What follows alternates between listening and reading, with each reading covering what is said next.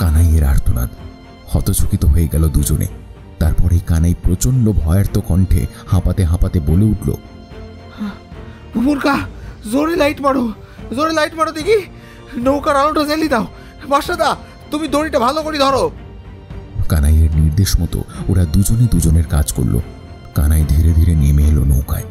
ভুবন কাকা নৌকার ইঞ্জিন চালু করতে গেলে কানাই হঠাৎ পেছন থেকে বলল, থামো কাকা, থামো, এখনই নৌকা ছেড়ুনি, তেমন ভয়ের কিছু নেই। ঢকঢক করে কিছুটা জল খেয়ে চোখে মুখে খানিকটা জল দিয়ে কিছুটা ধাতস্থ হওয়ার পর কানাই আবার বলতে শুরু করলো, আমি দড়ি বেয়ে গিয়ে দেখি পুরো জাহাজের মধ্যে কেউ নেই, সব থমথমে নিস্তব্ধ। টর্চ লাইট জ্বালিয়ে এদিক ওদিক ঘুরি দেখলুম, মনে হলো জাহাজটা অনেক দিনকার পুরনো। বড় জাহাজ বহুদিন এরম ভাবে পড়ে রয়েছে, এদিক ওদিক পাখি বাসা বেঁধেছে, হেগে নোংরা করেছে, মাকড়সা পোকামাকড় জাল বুনেছে। আমি সাহস করে আরো ভিতর দিকে গিয়ে দেখি কেবিনগুলা কি সুন্দর, কিন্তু এরম ভাবে কেন ফেলে রেখেছে বুঝতে পারলুম না। বিজনা টিজনা সব আছে। তারপর এদিক ওদিক দেখতে দেখতে হঠাৎ চোখ গেল একটা কেবিনের জানলার দিকে। সাদা সাদা কি একটা যেন ঝুলি আছে সেখানে। কাছাকাছি গিয়ে টস মেরে দেখি জানলায় হাত আটকে একটা কঙ্কাল ঝুলে আছে। অবশেষে কঙ্কালটা যখন পুরোপুরি উন্মুক্ত হলো তখন প্রচন্ড অবাক হয়ে তাকিয়ে দেখলো ওরা গলার হাড়ের মধ্যে সবুজ রঙের দুটো বস্তু আটকে রয়েছে। মৈনাকবাবু বস্তু দুটোকে ধীরে ধীরে টেনে বের করে ওদের দিকে দেখিয়ে বলল, চিনতে পারছো এগুলোকে? এ আমাদের চিঠির সাহেব তার বাবার চুরি যাওয়া সবুজ নকশা করা যে পাথরের কথা লিখেছিল, এগুলো সেই পাথরের আরো দুটি অংশ।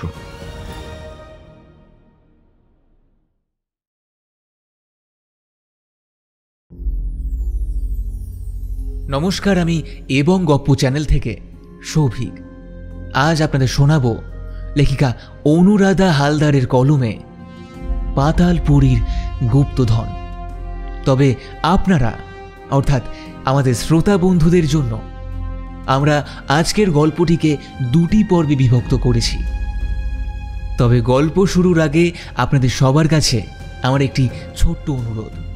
আপনারা যদি চ্যানেলে নতুন হয়ে থাকেন অথবা এখনও সাবস্ক্রাইব করেননি, তবে অবশ্যই চ্যানেলটিকে সাবস্ক্রাইব করে পাশে থাকা বেল আইকনটিকে অল করে দিতে ভুলবেন না। এতে আমাদের সমস্ত নতুন গল্পের আপডেটস আপনার কাছে সবার আগে পৌঁছে যাবে। আজকের গল্পের সূত্রধার আমি সৌভিক, গল্পের গল্প পাঠে দীপম। তবে আর বেশি দেরি না করে শুরু করছি আজকের বিশেষ নিবেদন, লেখিকা অনুরাধা হালদারের কলমে পাতালপুরীর গুপ্তধনের প্রথম পর্ব।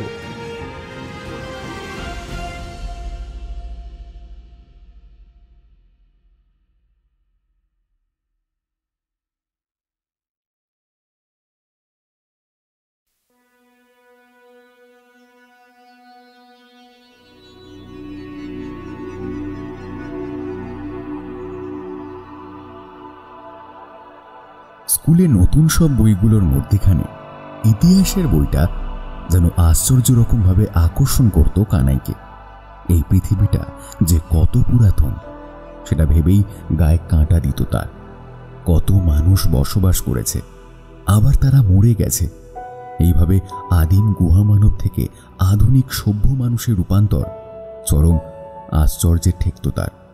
তারপর রাজারাজরাদের যুদ্ধ, সিংহাসন লাভ, তাদের রাজত্ব, তাদের সভ্যতা, এইসব ভাবনা যেন কানাইকে নিয়ে চলে যেত কোনো প্রাচীন রাজার রাজত্বে, যেখানে সে রাস্তায় রাস্তায় ঘুরে বেড়াচ্ছে আর দেখছে কত আশ্চর্য, কত বিস্ময়। ওই তো রাজার প্রাসাদকে পাহারা দিচ্ছে কত প্রহরী, সবার পোশাক কি অদ্ভুত ধরনের। কত দাসদাসী যে যার কাজে ব্যস্ত হয়ে ছুটোছুটি করছে। রাস্তার পাশে রোমান নগরীর মতন সুন্দর সব ভাস্কর্য এঁকে মেঁকে দাঁড়িয়ে আছে। কোথাও বা ছোট্ট ছোট্ট জলাশয়, তাতে ফুটে আছে লাল পদ্ম, আর সেখানে ছোট ছোট রঙিন মাছ খেলা করে বেড়াচ্ছে। ওই বুঝি রাজকুমারী? কি অপূর্ব সুন্দরী, গা ভর্তি মণিমাণিক্যের গহনা, লম্বা লম্বা চুল। প্রাসাদের ছাদে পায়রার পায়ে চিঠি বাঁধছেন। তবে কি কোনো রাজকুমারের জন্য? হঠাৎ গণিতের মাস্টারমশাইয়ের হুঙ্কারে কানাইয়ের হুঁশ ফেরে। মাস্টারমশাই একেবারে কানাইয়ের কাছে এসে দাঁড়ায়। রাগান্বিত স্বরে বলে ওঠে, কানাই, এই কানাই, কানাই, হত ছাড়া কোনো হুঁশ নেই দেখছে। এই বেটার ছেলে মনটা কোথায় থাকে? পড়াশোনায় মন নাই ক? কানাই ধর্মর করে মুখ তুলে তাকায় মাস্টারমশাইয়ের দিকে। কানাই আমতা আমতা করে বলে, না মানে আসলে বলতেছিলাম। অঙ্ক মাস্টার কানাইয়ের আমতা আমতা কথা মাঝপথে থামিয়ে ধমকে সুরে বলে ওঠে, আসল নকল? এই তোর ওই আসল নকল রাখ দেখেনি? বোর্ডে এসে পাটিগণিতের অঙ্কটা কষে দেখা, তবেই মানব কিছু পড়াশোনা করেছিস। সারাদিন খালি টো টো করে ঘুরে বেড়ানো। কানাই কাঁপা কাঁপা বক্ষে হাতে চক নিয়ে এগিয়ে যায় কালো বোর্ডটার দিকে। কিন্তু তার ইতিহাসের সেই রাজকুমারী ভ্রম তখনও বোধহয় কাটেনি। তাছাড়া ওই বিটকেল অঙ্কগুলো তার একেবারেই অপছন্দের। অঙ্ক কোনো মতেই সে যেন আত্মস্থ করতে পারে না। আসলে পারে না বললে ভুল হবে, বোধহয় আত্মস্থ করতে চায় না। এই যে সূত্রের বেড়াজাল, নিয়মের ঘোর প্যাঁচ, তার হারিয়ে যাওয়া রোমান নগরীর অন্দরে অন্দরে ঘুরতে থাকা মনটাকে যেন অঙ্ক নামক দস্যুটা কিছুতেই বন্দি করে বশে আনতে পারে না। কানাই বোর্ডে চক ঠেকিয়ে দাঁড়িয়ে থাকে।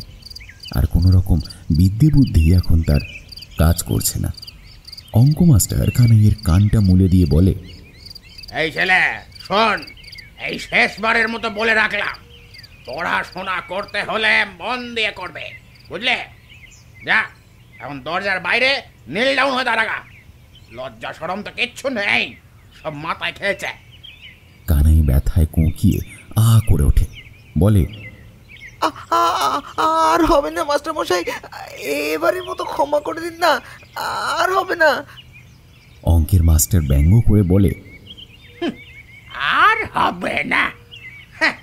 এই কতবার আর হবে না বলেছিস মনে আছে? সবার সামনে নাক খত দিয়ে বলে যা, তবেই তোকে আজকে ছাড়বো, না হলে কোনো ছাড় আর নেই। কানাই একদম বাধ্য ছাত্রের মতন মাটিতে উপুর হয়ে 3 বার নাকে খত দিয়ে বলতে লাগে, এবার থেকে মন দিয়ে লেখাপড়া করব, এবার থেকে অঙ্ক মন দিয়ে কষবো, ক্লাসে মন দিয়ে মাস্টারমশাইদের কথা শুনবো। ক্লাসের বাকি ছাত্ররা হো হো করে হেসে উঠল। অঙ্ক মাস্টার সবাইকে উদ্দেশ্য করে বলল, এই তোরা সব শুনলি কিন্তু? কানাই বলেছে এবার থেকে মন দিয়ে পড়বে। মন না দিলে আমাকে জানাবি, তারপর ওর ব্যবস্থা কি করে করতে হয় আমি দেখাবো। এই যা এবার। ছাত্ররা সব এক বাক্যে চিৎকার করে বলে উঠল, হ্যাঁ মাস্টার মশাই, আমরা সব মনে রাখবো। এবার কানাইকে উদ্দেশ্য করে অঙ্ক মাস্টার কটাক্ষে সুরে বলল, এই শেষবার, হ্যাঁ আজকে ছেড়ে দিলুম, পরের দিন থেকে দেখতে পেলে ঘাড় ধরে বাইরে বার করে দেব। যা এখান থেকে পালা, চোখের সামনে থেকে দূর হ। তবে মাস্টার মশাইয়ের এরপর আর কষ্ট করে ঘাড় ধরে বের করতে হয়নি কানাইকে। খিদে আর দারিদ্রতা কানাইয়ের হাত থেকে ছিনিয়ে নিয়েছে তার সাধের ইতিহাস বই, চোখ থেকে কেড়ে নিয়েছে সেই কত যুগ আগে রোম নগরী কিংবা মিশরের আনাচে কানাচে ঘুরে বেড়ানোর সুখ স্বপ্ন। বাস্তব বড় নিষ্ঠুর, বড় কুৎসিত। কানাইকেও আর কখনো নাকে খত দিয়ে বলতে হয়নি, এবার থেকে মন দিয়ে পড়াশোনা করব।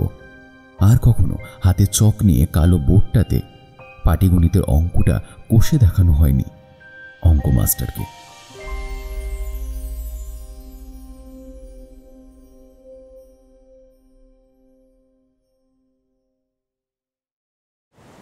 বঙ্গোপসাগরের ঢেউয়ের গর্জন শোনা যায় আর দেখাও যায় কানাইদের বাড়ি থেকে।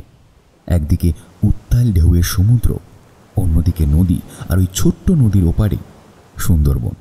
মাঝে ছোট ছোট দ্বীপগুলোতে গড়ে উঠেছে গ্রাম্য বসতি। সমুদ্রের গর্জন আর জঙ্গলের শব্দ শুনে শুনেই কানাইরা বেড়ে উঠেছে এই রকমই একটা ছোট্ট দ্বীপে। নোনা ঝোড়ো হাওয়া গায়ে মেখে আতপেটা খেয়েই এতদিন তারা আনন্দের ফানুস উড়িয়েছে। সে এক সরল অনাবিল আনন্দ। গ্রামটার নাম ইন্দ্রপুরী গ্রাম। কি অদ্ভুত সুন্দর নামটা। নামটার সঙ্গে সঙ্গে এখানকার প্রকৃতিও অপরূপা সুন্দরী। এখানে বেশিরভাগ মানুষেরই পেশা বলতে চাষবাস করা। নারী পুরুষ নির্বিশেষে সবাই রোদ বৃষ্টি ঝড়ে কাদামাটি মেখে কোমর বেঁধে একসঙ্গে কাজ করে। এছাড়া আবার জীবিকা উপার্জনের জন্য অনেকে জীবনকে বাজি রেখে চলে যায় জঙ্গলে অথবা সমুদ্রে, মাছ ধরে, কাঠ বা মধু সংগ্রহ করে। এই জলে জঙ্গলের বিপদ নিয়েই জীবনকে বাজি রেখে চলে এখানকার নিত্যদিনের জীবন সংগ্রাম। কানাইয়ের বাবা রামচরণ দুলে ডিঙি নিয়ে সমুদ্রে যেত, আবার কখনো নদীতে। মোট কথা, চাষবাসের জমি না থাকায় চাষাবাদের কাজ সে করত না। বাড়িতে রামচরণের স্ত্রী, বুড়ো বাবা আর ছোট ছোট 4 ছেলেমেয়ে। 4 ছেলেমেয়ের মধ্যে কানাই বড়, বাকি 3 বোন পিঠোপিঠি, সব এখনো খুব ছোট। রামচরণের বউ মালতী, তার একটা পা ল্যাংড়া, তাই রামচরণের সঙ্গে সে কোনো ভারী কাজে সঙ্গ দিতে পারে না। বাড়ির মধ্যে রামচরণই একমাত্র উপার্জন করে। এই কয়েকজনের সংসার কখনো আতপেটা খেয়ে, আবার কখনো বা না খেয়ে সুখে দুঃখে ভালোই কেটে যায়। কানাই স্কুলে পড়ে, এবছর ক্লাস 7 হলো। খুব একটা মন তার পড়াশোনায় নেই, তবুও রামচরণ চায় তার ছেলে পড়ুক। সে জানত পড়াশোনা করলে হয়তো কখনো বা এই চরম দুর্দশা থেকে বের হতে পারবে তার কানাই। তবে কানাইয়ের এই ধরা বাঁধা নিয়মের মধ্যে থাকতে একেবারে মন চাইত না। তার হারিয়ে যেতে ইচ্ছে করত ওই দূরের নীল কালো সমুদ্রের দিগন্তে, কিংবা বাবার মতো ডিঙি নিয়ে ভেসে যেতে মন চাইত দূর থেকে আরও সুদূরে।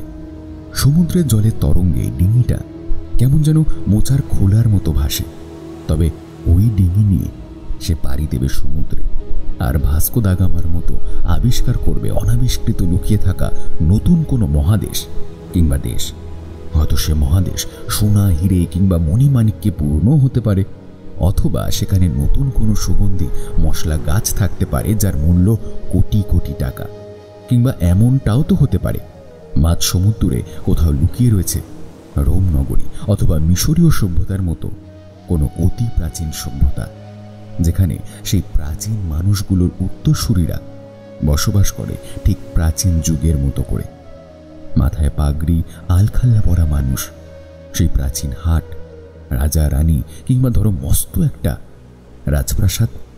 কখনো কখনো সে লুকিয়ে স্কুল কামাই করে পালিয়ে যায় সমুদ্রের ধারে, নদীর কোলে অথবা নদীর খোলে ওই সুন্দরী গরান গেওয়ার জেগে থাকা শ্বাসমূলগুলোর কাছে।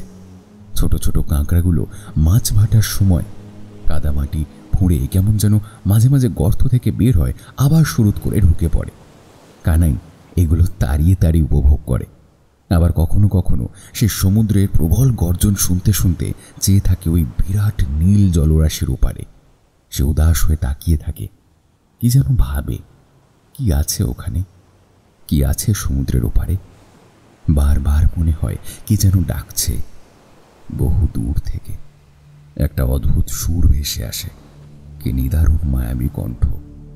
মনে হয় এই সুর, এই রাগিনী তার খুব চেনা, আর ওই মায়াবী কণ্ঠ সে যেন চিরপরিচিত। কানাইয়ের বুকের মধ্যে কেমন যেন করে ওঠে, একদলা কষ্ট গলার কাছে আটকে থাকে। তারপর সন্ধে নামতে থাকে, কমলা রঙের সূর্যটা ধীরে ধীরে ডুবে যায় সমুদ্রের বুকে, আর সেই ডুবন্ত সূর্যের ছটা সোনালি বর্ণ ধারণ করে ছড়িয়ে পড়ে সমুদ্রে। ঢেউগুলো চিকচিক করে ওঠে। বহুবার বোনের কাছেও বলেছে, জানিস টেপি, ওই ওই সমুদ্রের মধ্যিখানে কি যেন গান গায়, আমারে হাতছানিতে ডাকে। টেপিও বিজ্ঞের মতো বলেছে, আরে ঢেঁড়স, বাপ যায় না সমুদ্রে মাছ ধরতি, কেষ্টা কাকা যায়, গুলে কাকা যায়, ওরাই তোরে দেখে শেষ আয় ডাকে। কিন্তু কানাইয়ের মন এই যুক্তি মানতে চায় না। আবার সে এ ঘটনার কুল কিনারাও পায় না। অতঃপর পরাজিত সৈনিকের মতন পরিশ্রান্ত হয়ে মন ভার করে ধুলো কাদা মেখে বাড়ি ফিরে এসে মায়ের বকুনি খায়। মালতী রেগে মেগে বলে ওঠে, কি রে কানু, নবাবের বেটা, সারাদিন কোথায় ছিলি রে হারামজাদা? হ্যাঁ, আজ স্কুল থেকে ফেরার পথে মেধো এসে বলে গেল তুই নাকি স্কুল যাসনি। কোথায় যাস তুই? আবার তুই হাপাতের মতো সমুদ্রের ধারে ঘুরতেছিলি নাকি রে? হ্যাঁ হারামজাদা, কাজকর্ম নাই, নেকাপড়া করাতে চায় তোর বাপ, আর তুমি কি না এদিক ওদিক ঘুরে ঘুরে মরো। শোন, ওই সমুদ্র দূর থেকে দেখতেই ভালো লাগে, বাপের মতো কোনোদিন নৌকালে গেলে দেখতিস কত দানে কত সাল। তোর বাপ বাড়ি এলি যদি তারে বলি তুমি এত মাদর হইছ, তাহলে তোমার অবস্থা কি হবে একবার ভাবতে পারতেছ? পিঠের সাল তুলে নেবে মেরে। কানাই চুপ করে মাথা নিচু করে কেবল শোনে। তারপর হঠাৎ গিয়ে মায়ের গলাটা জড়িয়ে ধরে বলে ওঠে, মা চুপ কর না রে, তুই জানিস তো আমি তোর নবাব পুত্তু। জানিস আমি ইতিহাসে পড়েছি নবাব পুত্তুররা কত লড়াই করে, যুদ্ধে যায়। আমিও দেখবি একদিন যুদ্ধ করি তোর জন্য কত মণিমাণিক নিয়ে আসবো। আমাদের আর কোনো দুঃখ থাকবে নে, দুবেলা পেট ভর্তি করে খেতে পাবো, আর বনিদের রাজার ঘরে বিয়ে দেব। তুই শুধু কথা দে, বাবা এলি বলবি নি আমি স্কুলি থেকে পাইলিছি। আমি তোকে বলতেছি এবার থেকে তোর নবাব পুত্তুর মন দিয়ে লেখাপড়া করবে, দেখে নিস। তুই শুধু বাবা এলি বলবি নি তো? মালতী একটু নরম হয়, ছেলেকে পাশে বসিয়ে জড়িয়ে ধরে কপালে একটা চুমু দিয়ে অভিমানের সুরে বলে, ঠিক আছে, তোর বাপকে বলবো নি তুই স্কুল বন্ধ করেছিস, কিন্তু এইটা শেষবার। এর পরের বার এমন করলি বলে দেবো, বলে রাখলুম। তুই ভালো করে লেখাপড়া করবি, বড় মানুষ হবি, তারপর আমাদের আর কোনো দুঃখ কষ্ট থাকবে না। তুই এমন করলি কি করে হবে বল? কানাই তার মাকে কথা দেয় আর কখনো সে এমন করবে না। এবার থেকে সে মন দিয়ে লেখাপড়া করবে। এরপর আবার কেটে যায় আরো মাস 6। তবু এর মধ্যে আবার বার কয়েক স্কুল পালিয়েছে কানাই, আবার গিয়ে বসেছিল ওই সমুদ্রের ধারে। মালতীও কানাইয়ের বাপকে প্রতিবার জানাবার ভয় দেখিও শেষ পর্যন্ত আর জানায়নি।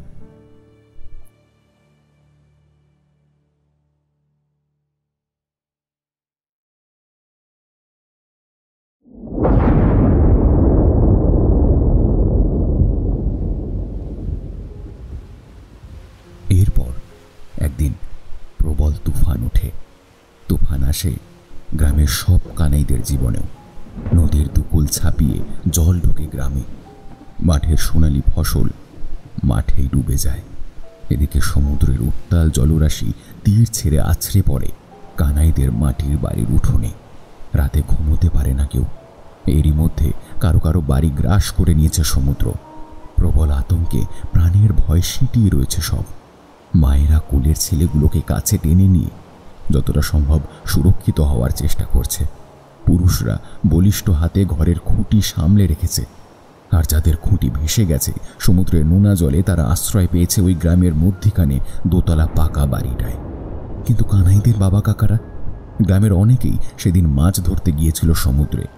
ঝড়ের পূর্বাভাস তারা পায়নি, অথবা পেয়েও ফিরতে পারেনি ডাঙায়। তাদের স্ত্রী আর মায়েরা কি প্রবলভাবে ঈশ্বরের কাছে প্রার্থনা করে চলেছে ঘরের মানুষটা যেন অক্ষতভাবে প্রাণটা নিয়ে ফিরে আসে ঘরে। এই প্রচণ্ড তুফানের শোঁ আওয়াজ আর সমুদ্রের ঢেউয়ের পৃথিবী কাঁপানো হুঙ্কার, এত উৎকট শব্দের মধ্যে স্বর্গোদ্যানে আরামে সর্পসজ্জারত নয়ন মুদ্রিত ভগবান তাদের প্রার্থনা শুনতে পেলেন কি তা জানা নেই। তবে কেউ কেউ নিখোঁজ হয়ে গেল। তাদেরকে বহু খোঁজ করার পরেও আর ফিরে পাওয়া গেল না। হয়তো সমুদ্রের নীল জলরাশির অতল গভীরতায় কোথাও কোনো তলে তাদের ক্ষুদ্র দেহটির সলিল সমাধি হয়েছে। আর খুঁজে পাওয়া যাবে না তাদের। তাদের আত্মীয়রা আর গ্রহণ করতে পারবে না মৃত্যুর শেষ অধিকারটুকু। না, ইহলৌকিক কোনো সৎকার তাদের হবে না। তাদের স্ত্রী কিংবা মায়েরা তবু আশা করে বসে থাকবে অনন্তকাল ধরে। হয়তোবা ফিরে আসছে তাদের আপনজন। তবে এবারে কানাইয়ের বাবার সলিল সমাধি নিতে হয়নি। সে যুদ্ধ ঘোষণা করেছে এবং যুদ্ধে জয়লাভও নিশ্চিত করেছে। তবে যুদ্ধ করতে গিয়ে তাকে হারাতে হয়েছে অনেক কিছু। ক্ষতবিক্ষত রক্তাক্ত হয়েছে শরীর, শুধু প্রাণটুকুই কোনো রকমে জিয়ে রেখেছিল সে।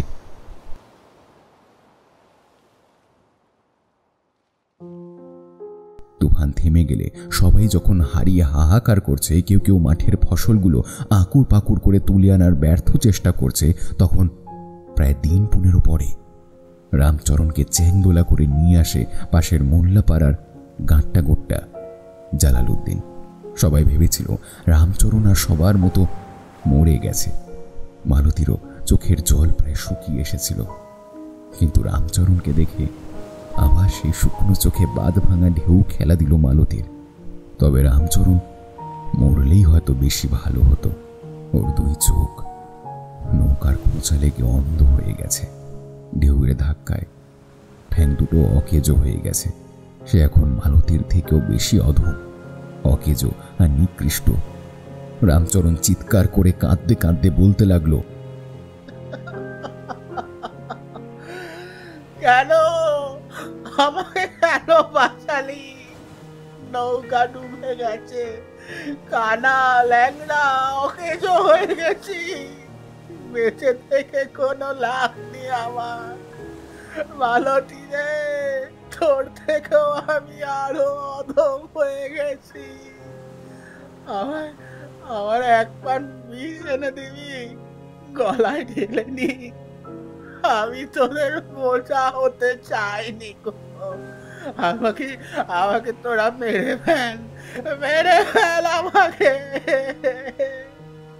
রামচরণ প্রলাপ বকতেই থাকলো। ঘটনার আকস্মিকতায় মালতীর কান্নাও থেমে গেল।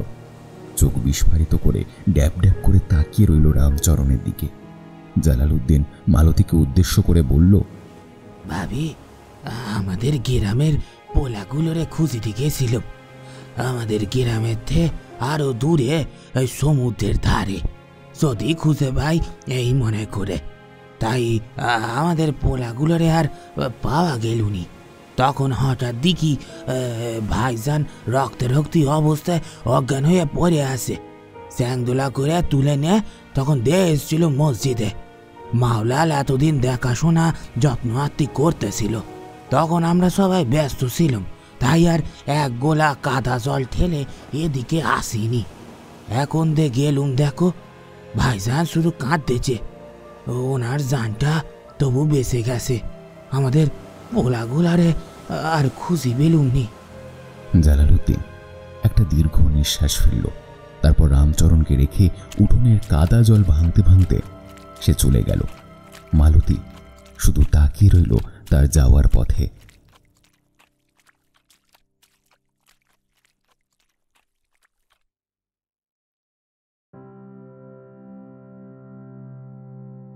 এরপর আবার সবকিছু স্বাভাবিক হলো। সমুদ্র যাদের ঘর নিল তাদের নতুন ঘর হলো। মাঠে মাঠে আবার নতুন ফসল ফলল। যারা বাড়ি ফিরল না তাদের বাড়ির লোকও ধীরে ধীরে কান্না মুছে নেমে পড়ল কাজে। শুধু কানাইয়ের মতন আরো বেশ কিছু কিশোরের স্কুলে যাওয়া বন্ধ হয়ে গেল। কোথায় যে হারিয়ে গেল তাদের বই, খাতা, পেন, পেন্সিল, সে খোঁজ আর কেউ রাখেনি। এত ছোট বয়সে এতগুলো লোকের ভার মাথায় নিতে গিয়ে নাভিশ্বাস ওঠে কানাইয়ের। কখনো সে অসহায়ভাবে তাকিয়ে থাকে সমুদ্রের দিকে। সমুদ্র হাতছানি দেয়। কানাইয়ের ইচ্ছে করে একটা ডিঙি নিয়ে সমুদ্রে লাফিয়ে পড়তে। তারপর মায়ের কথা মনে পড়ে। বোনগুলো ভয় দেখায়, মানা করে যেতে। কানাই সমুদ্রের কাছ থেকে সরে যায়, মুখ ফিরিয়ে নেয়। কোদাল হাতে নিয়ে চলে যায় সরকারি বাঁধ মেরামতের কাজে মাটি কাটতে। গতকাল রাতে কানাইয়ের হাতে মালতী চুন হলুদ লাগিয়ে দিতে গিয়ে নীরবে ঝরে পড়েছে তার চোখের জল। ছেলেটার হাতে বড় বড় ফোস্কা, কিছু কিছু ফেটে গেছে। বোধহয় খুব ব্যথা জ্বালা করছে। তবু মালতী জিজ্ঞাসা করতে পারেনি, শুধু লুকিয়ে লুকিয়ে চোখের জল ফেলেছে। অসহায় মায়ের মতো হাহাকার করা ছাড়া তার আর কোনো পথ নেই।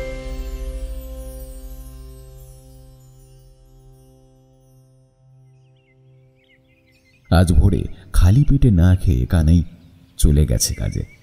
ওইটুকু হাতে মাটি কাটছে হয়তো, কিন্তু বেলা তো অনেক হলো, তবু সে এখনো ফিরল না কেন? মালতী সবাইকে শাক সেদ্ধ ভাত এক খাবলা করে দিয়ে বসে থাকে কানাইয়ের জন্য। ভাবে কানাই এলে মায়ে বয়ে একসাথে খাবে। অপেক্ষা করতে করতে প্রায় বিকেল হতে যায়, তবু কানাই ফেরে না ঘরে। তবে কোথায় গেল কানাই? টেপি খোঁজ নিতে যায় দাদা। ওই যেখানে সরকারি বাঁধ মেরামতের কাজ হচ্ছে, সরকারি স্কুলটা ফেলে আরও কিছুটা দূরে নদীর ধারে টেপি কাজের ওখানে গিয়ে প্যান্ট শার্ট পরা এক বাবুকে দেখতে পায় ওখানে গ্রামের আরও সব ছেলেরা তখনও কাজ করে চলেছে, কিন্তু কানাইকে সে দেখতে পায় না। টেপি কি করবে বুঝতে না পেরে হঠাৎ সেই বাবুটিকে জিজ্ঞেস করে বসে, ও বাবু, তোমাদের এখানে আমার দাদা কানাই কাজে এসেছিল, ও এখনো বাড়ি যায়নি, ও কোথায় গেছে কিছু বলে গেছে তোমারে? বাবুটি টেপির দিকে কটমট করে তাকিয়ে ক্রুদ্ধ স্বরে বলে উঠল, কানাই একেবারে বদের হাড়ি, ফাঁকিবাজি করে পয়সা নেবে ভেবেছিল বেটা। বলে নাকি হাতে চালা করছে। হ্যাঁ, এত কম কম মাটি কাটলে আমাদের ওসব পোষাবে না, তাই বিদায় দিয়ে দিয়েছি।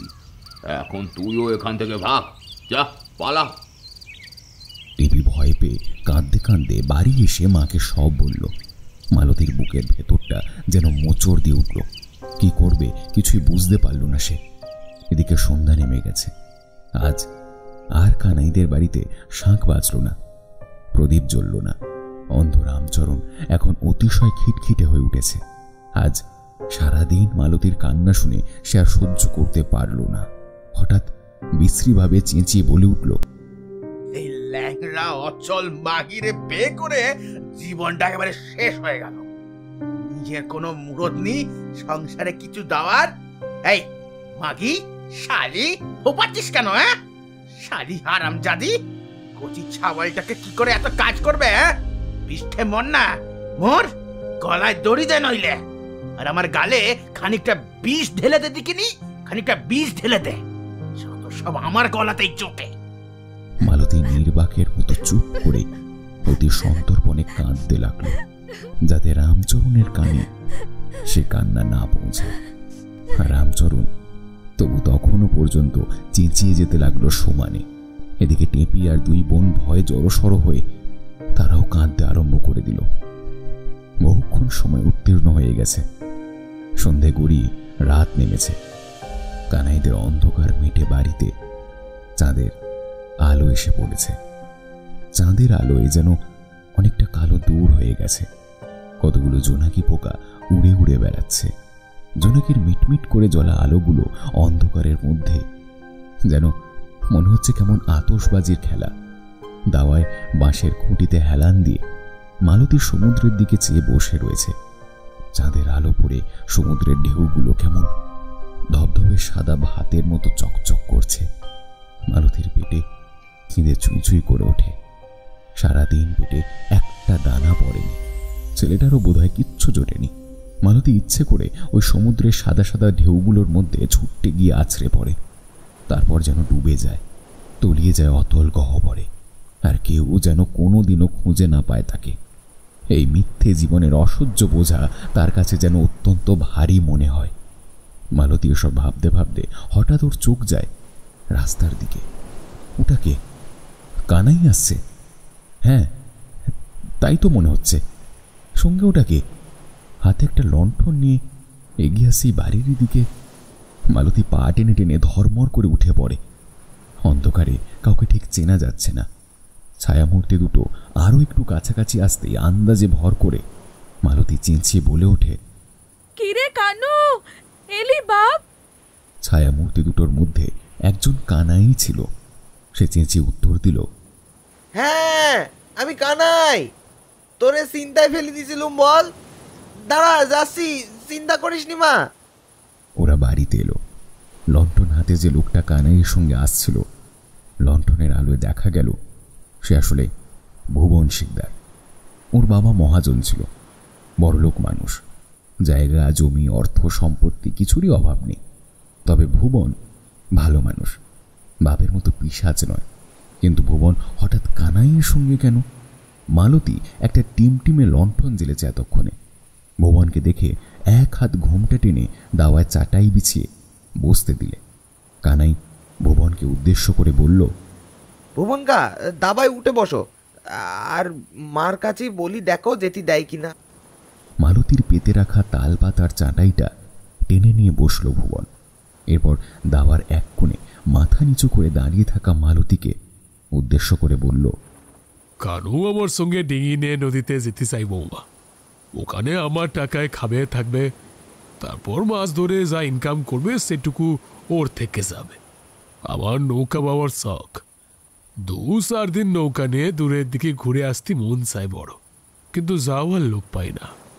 কানাই তখন বলল, ডিঙিটার কথা বেকার বেকার পড়ি আছে, ওটানে বের হলি তো মারও ভালো লাগবে, আমারও আয় উপায় হয়ে যাবে। মালতী কিছুক্ষণ চুপ করে থাকার পর ধীরে ধীরে মাথা নেড়ে বলল, আচ্ছা, সাবধানে যেও তোমরা। কি আর বলি বলো তো।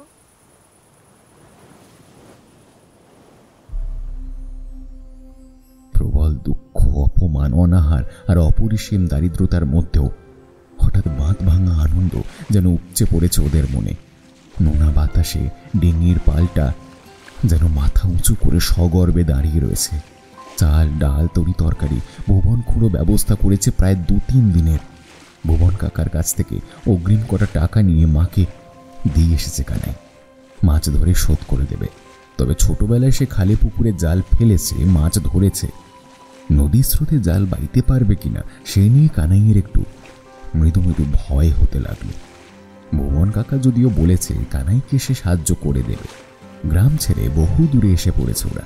মাঝে আরও কত কত গ্রাম যে পেরিয়ে এসেছে।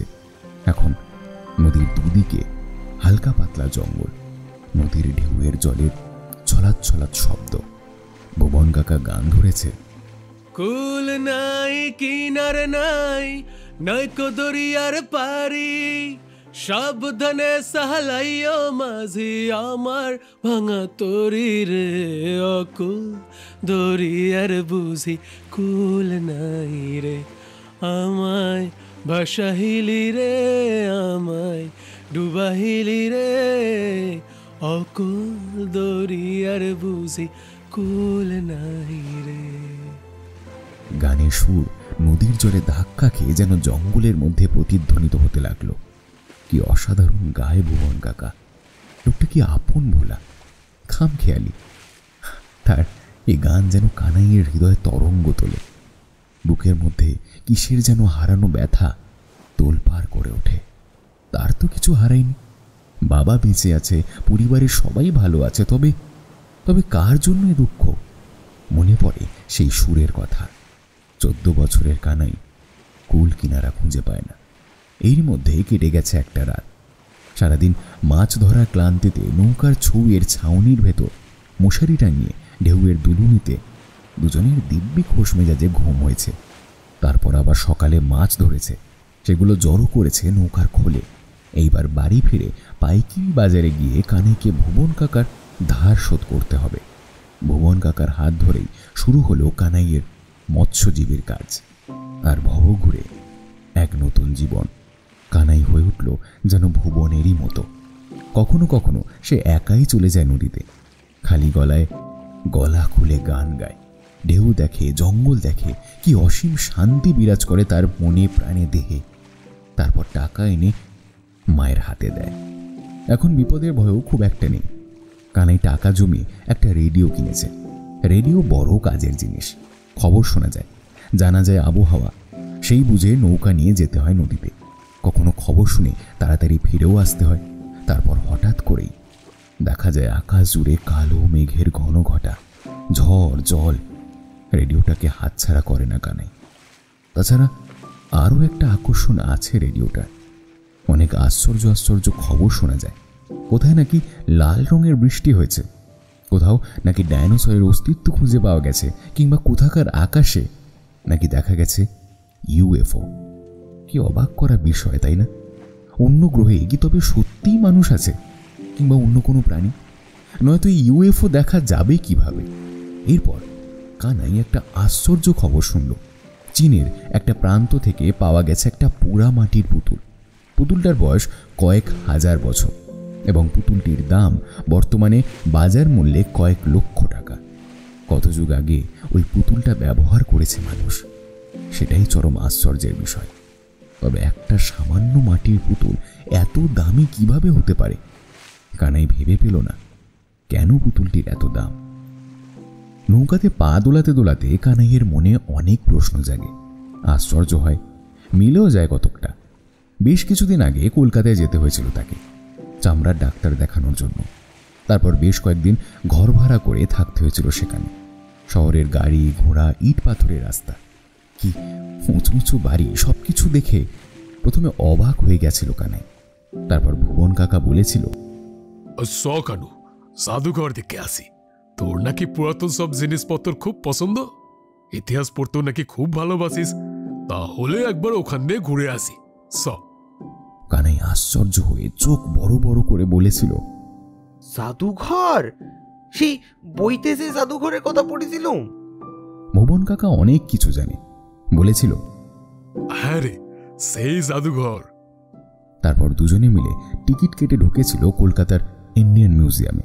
কানাই গোগ্রাসে গিলেছিল সব পুরনো পাথর, অস্ত্র, মাটির পাত্র, মাটির মূর্তি, আরো কত সব জিনিস কত হাজার হাজার বছর আগে এসব মানুষ ব্যবহার করত। কানাই অবাক হয়ে ভাবে, এসব তুচ্ছ জিনিসও কত যত্ন করে রাখা, শুধু কত যুগ আগের বলে। এসব ভাবতে ভাবতে হঠাৎ কানাইয়ের মনে খটকা লাগে।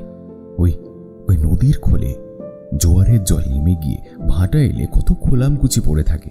সেই খোলামকুচি নিয়ে কানাইরা কত ব্যাংকিতকিত খেলেছে, প্রতিযোগিতা করেছে কারটা কত দূরে যায়। তারপর ওখান থেকেই কতবার বেরিয়ে এসেছে কত পোড়ামাটির ইট, মালুই, পোড়ামাটির প্রদীপ। সেগুলোতে কানাইয়ের মা মুরগির খাবার দিত, বোনেরা খেলনা বাটি খেলত। তবে কি এগুলোই জাদুঘরের জিনিসগুলোর মতো? কানাইয়ের বুকের মধ্যে তোলপাড় করে ওঠে। কানাই দৌড়ে চলে যায় বাড়ির দিকে।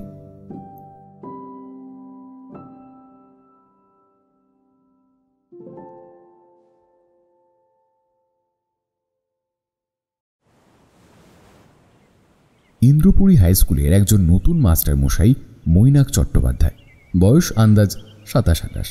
দেখলে মাস্টার মশাই কম, ছোকরা বলেই বেশি মনে হয়। হয়তো তার রোগাসোগা শারীরিক গড়নের জন্যই এমন মনে হয়। এসেছেন মাত্র দিন 15 হলো। তিনি ইতিহাস পড়ান।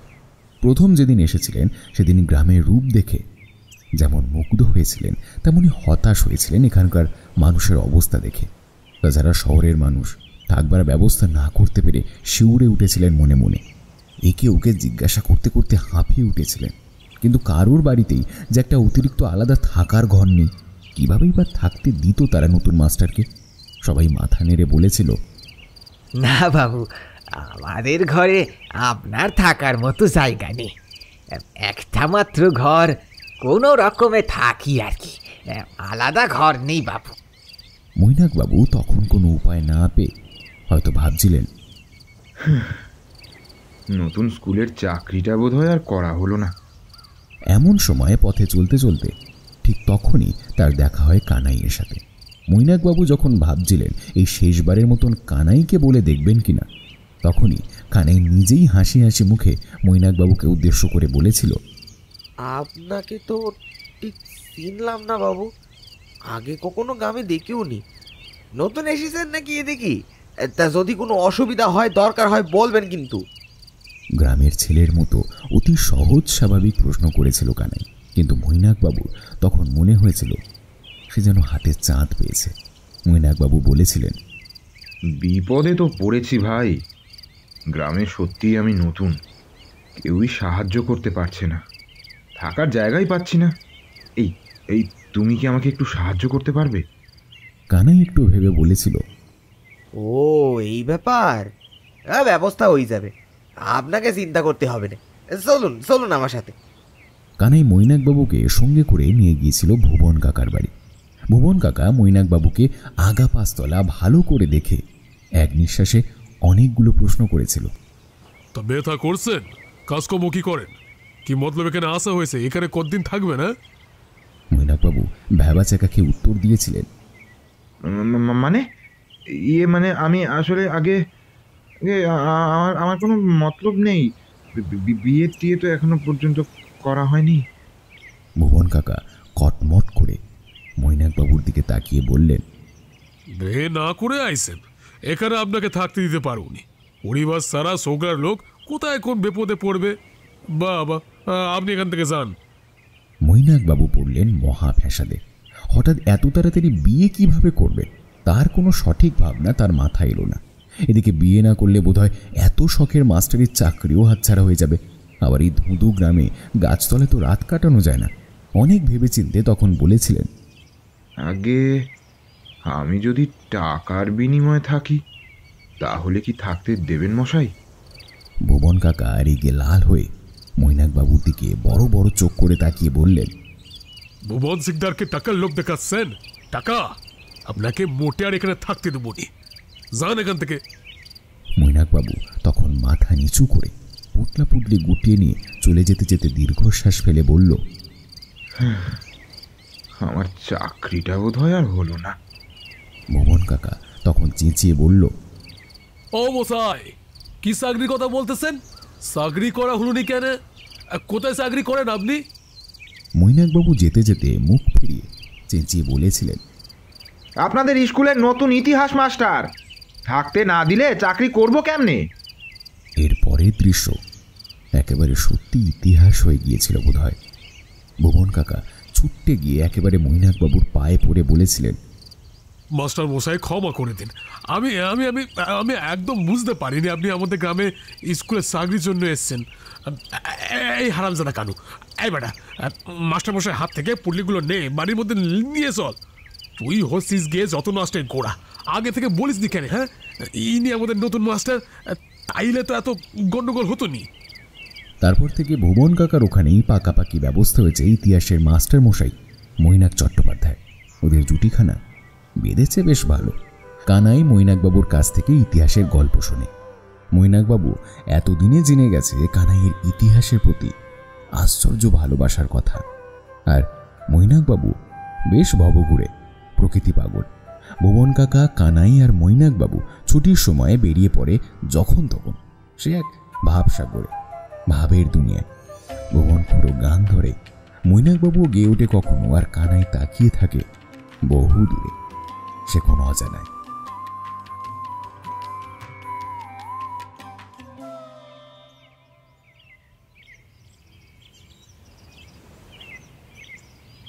অতঃপর কানাই বাড়ির দিকে দৌড়ে গেল একটি বিশেষ কারণে। বোনেদের খেলার বাক্স থেকে টেনে বের করলো সেই নকশা করা প্রদীপ আর পোড়ামাটির পুতুল। মায়ের মুরগির খোয়ার থেকে মালুই নিয়ে আবার দৌড় লাগালো। মালতী চেঁচিয়ে বলতে লাগলো, কি নে ছুটতেছিস? দাঁড়া দাঁড়া, এই! আর থামা। কানাইয়ের কৌতূহল মেটাতেই হবে। তার কৌতূহল যদি সত্য হয় তাহলে ভাবতে ভাবতে বুকের মধ্যিখানটা ঢিপ ঢিপ করে ওঠে তার। সেই যে বাড়ি থেকে দৌড় লাগিয়েছিল সেই দৌড় একেবারে এসে থামলো মৈনাকবাবুর কাছে। মৈনাকবাবু ভ্যাবা চাকা খেয়ে বলে ওঠে, এই বসো বসো, এত ছুটছো কেন? জল খাও, হাঁপাচ্ছ যে। কানাই হাঁপাতে হাঁপাতে হাতের জিনিসগুলো এগিয়ে দিয়ে বলে, মাস্টারদা, এই জিনিসগুলো ভালো করে ঘুরে ফিরি দেখো দেখি, এগুলো কোনো মূল্য আছে কিনা। মানে এইরকম জিনিস আমি আগে জাদুঘরে দেখেছি, তাই জন্য নিয়ে এলাম। মৈনাকবাবু কানাইয়ের হাত থেকে জিনিসগুলো নিয়ে এক ঝলক দেখে জিজ্ঞাসা করলো, এগুলো কোথায় পেয়েছো?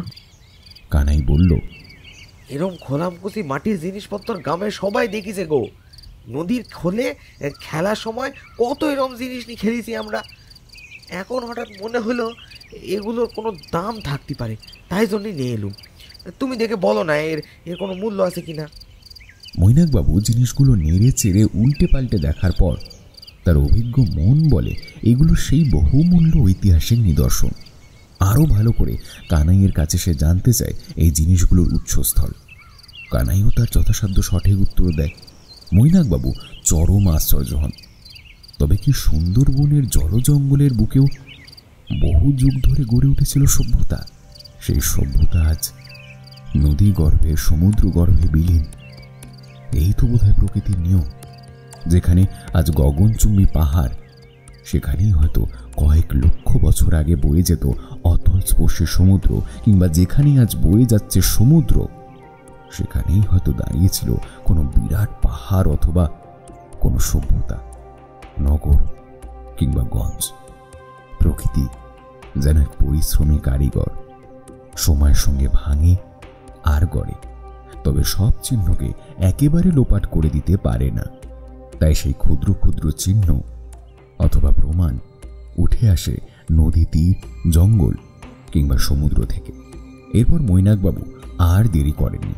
সত্য উদ্ঘাটনের জন্য ওই পোড়ামাটির জিনিসগুলো পাঠিয়ে দেন কলকাতায়। কার্বন টেস্ট করে জানা যায় সেগুলি প্রাচীনত্ব কিংবা সেটি কোন সময়কার। কিছুদিন পর কানাইয়ের ধারণাই ঠিক হয় সেই জিনিসগুলি আসলে সত্যি প্রত্নতাত্ত্বিক নিদর্শন। ওরা দুজনেই হতবাক হয়। এরপর কানাই চলে যায় উৎপত্তি স্থলে, মাটি খুঁড়ে উদ্ধার করে আরও প্রাচীন সব নিদর্শন। কানাইয়ের নেশা চেপে যায়, হারিয়ে যাওয়া নগরীর ধ্বংসাবশেষ উদ্ধার করার নেশা। আর এই কাজে সাহায্য করে ইতিহাসের মাস্টারমশাই মৈনাক চট্টোপাধ্যায়। অতি ক্ষুদ্র ক্ষুদ্র প্রত্নতাত্ত্বিক জিনিসও চিনতে শেখে তারই উপদেশে। এভাবে চলতে থাকে বেশ কিছুদিন। কানাইয়ের মাটির ঘর পূর্ণ হয়ে উঠতে থাকে এসব অতি মূল্যবান জিনিসে। কানাই ঝোড়া বোঝাই করে রাখে, কোথাও বস্তাবন্দি করে রাখে। খবর ছড়িয়ে পড়ে দেশ বিদেশে। গবেষকরা ভিড় জমায় কানাইয়ের বাড়ি। খবরের কাগজে নেওয়া হয় কানাইয়ের সাক্ষাৎকার। তবু কানাইয়ের মনে যেন কিসের কষ্ট আজও ঘুরপাক খায়। আজও শুনতে পায় সেই সুর। স্বপ্নে দেখে একটা লুকোনো রাজপ্রাসাদ থেকে কে যেন তাকে ডাকে। কানাইয়ের ভেতরটা তোলপাড় করে ওঠে। কে ডাকে অমন করে? ওই মন কেমন করা সুর কোথা থেকে আসে?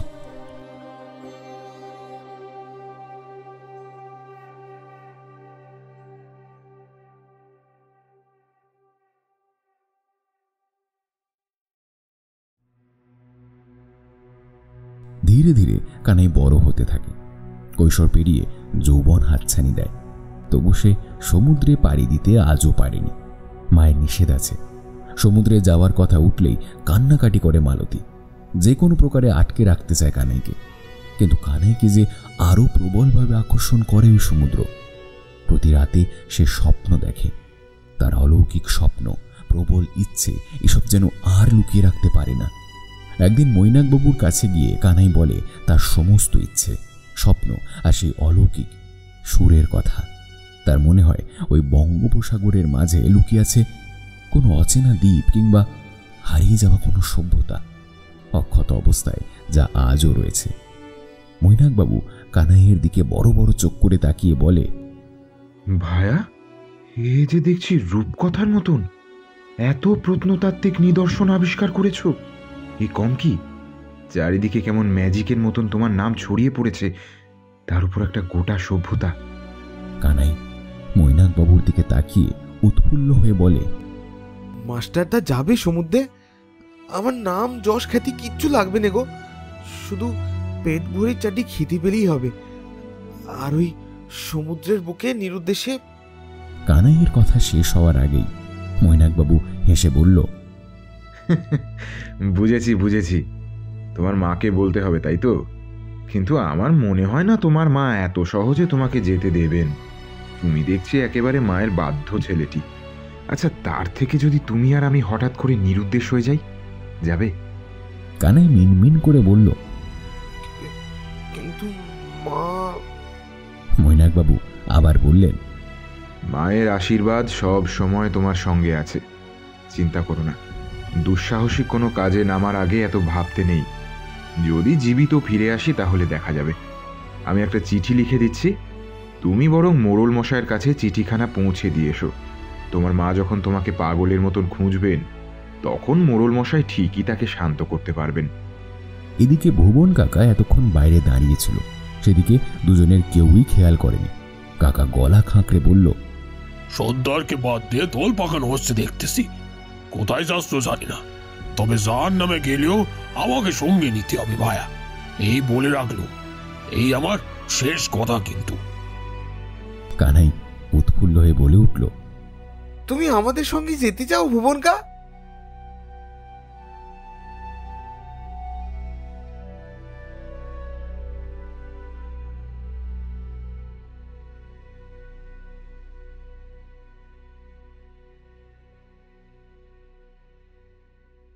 ঠিক হয়েছে আজ রাতেই ওরা তিনজনে চুপিসারে সমুদ্রে পাড়ি দেবে এক অচেনা অজানা নিরুদ্দেশের উদ্দেশ্যে। ভুবন কাকা জেলেপাড়া থেকে একটা বিরাট মাছ ধরার নৌকা ভাড়া করে সমুদ্রে মাছ ধরার ঘাঁটিগুলো থেকে বহু দূরে উঁচু মাটির ঢিবির পাশে ভেরিয়ে রেখেছে গতকাল রাতের অন্ধকারে। তারপর চুপিসারে সেই নৌকোর ভেতর মজুত করেছে 1 মাসের শুকনো খাবার আর জল। আজ পূর্ণ চাঁদ আকাশে জ্বলজ্বল করছে। ভরা পূর্ণিমা, রাতের আধারে চাঁদ তার অপরূপ জ্যোৎস্না যেন পৃথিবীর কানায় কানায় ছড়িয়ে দিয়ে বাড়িয়ে তুলেছে রাতের পৃথিবীর অপরূপ মায়াবী রূপ।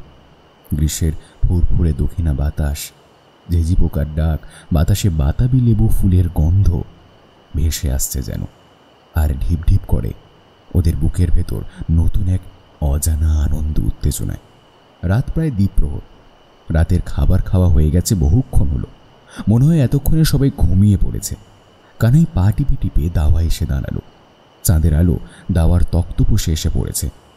রামচরণ সেখানে ঘুমোচ্ছে। কানাই বাবাকে হাত জড়ো করে প্রণাম করলো দূর থেকে। তারপর দাওয়া থেকে নিচে নেমে দাঁড়ালো। আর ঠিক তখনই কে যেন মৃদু স্বরে ডেকে উঠল, কানাই। কানাই চমকে উঠে পিছন ঘুরে তাকিয়ে বলে উঠল, কে কে? রামচরণ এতক্ষণ ঘুমোয়নি। তার কাছে দিন রাত এখন 2 সমান। কানাইয়ের উপস্থিতি রামচরণ চোখে না দেখেও কিভাবে যেন ঠিক অনুভব করতে পারে। কানাইয়ের মন যেন সে স্বচ্ছ কাঁচের মতো পড়তে পারে। রামচরণ শান্ত কণ্ঠে বলল, আস্তে কথা বল, তোর মা শুনতে পাবে, আমি ডাকতেছি। কানাই হতাশ গলায় বলল। ও মনে মনে ভাবল, আর বুঝি যাওয়া হলো না। এত তোড় জোর, এত আয়োজন, এত এত স্বপ্ন পরিকল্পনা, সব বুঝি তার ভেস্তে গেল। রামচরণ আবার বলল, আনাই, কইতেছিলাম সমুদ্রে যাচ্ছিস বাপ? আমার মতো তোরেও দেখি সমুদ্র টানে। আমার ভেতরটা যে কি হয়, কি করে বুঝাবো তোরে? কানাইয়ের যেন ভাষা হারিয়ে গেল। কি উত্তর দেবে কিছুই ভেবে পেল না। তার শুধু মনে হতে লাগলো, বাবা কিভাবে জানলো? বাবার সামনে তো কখনো সে বলেনি কোনো কথা। তবে এত প্রশ্নের কোনো উত্তর কানাই পায় না। কিছুক্ষণ পর রামচরণ সামান্য হেসে বলে উঠল, আমি সব বুঝতে পারি রে কানাই, সব। ভাবতেছিস অন্ধ বাপটা কি করে জানতে পারলো?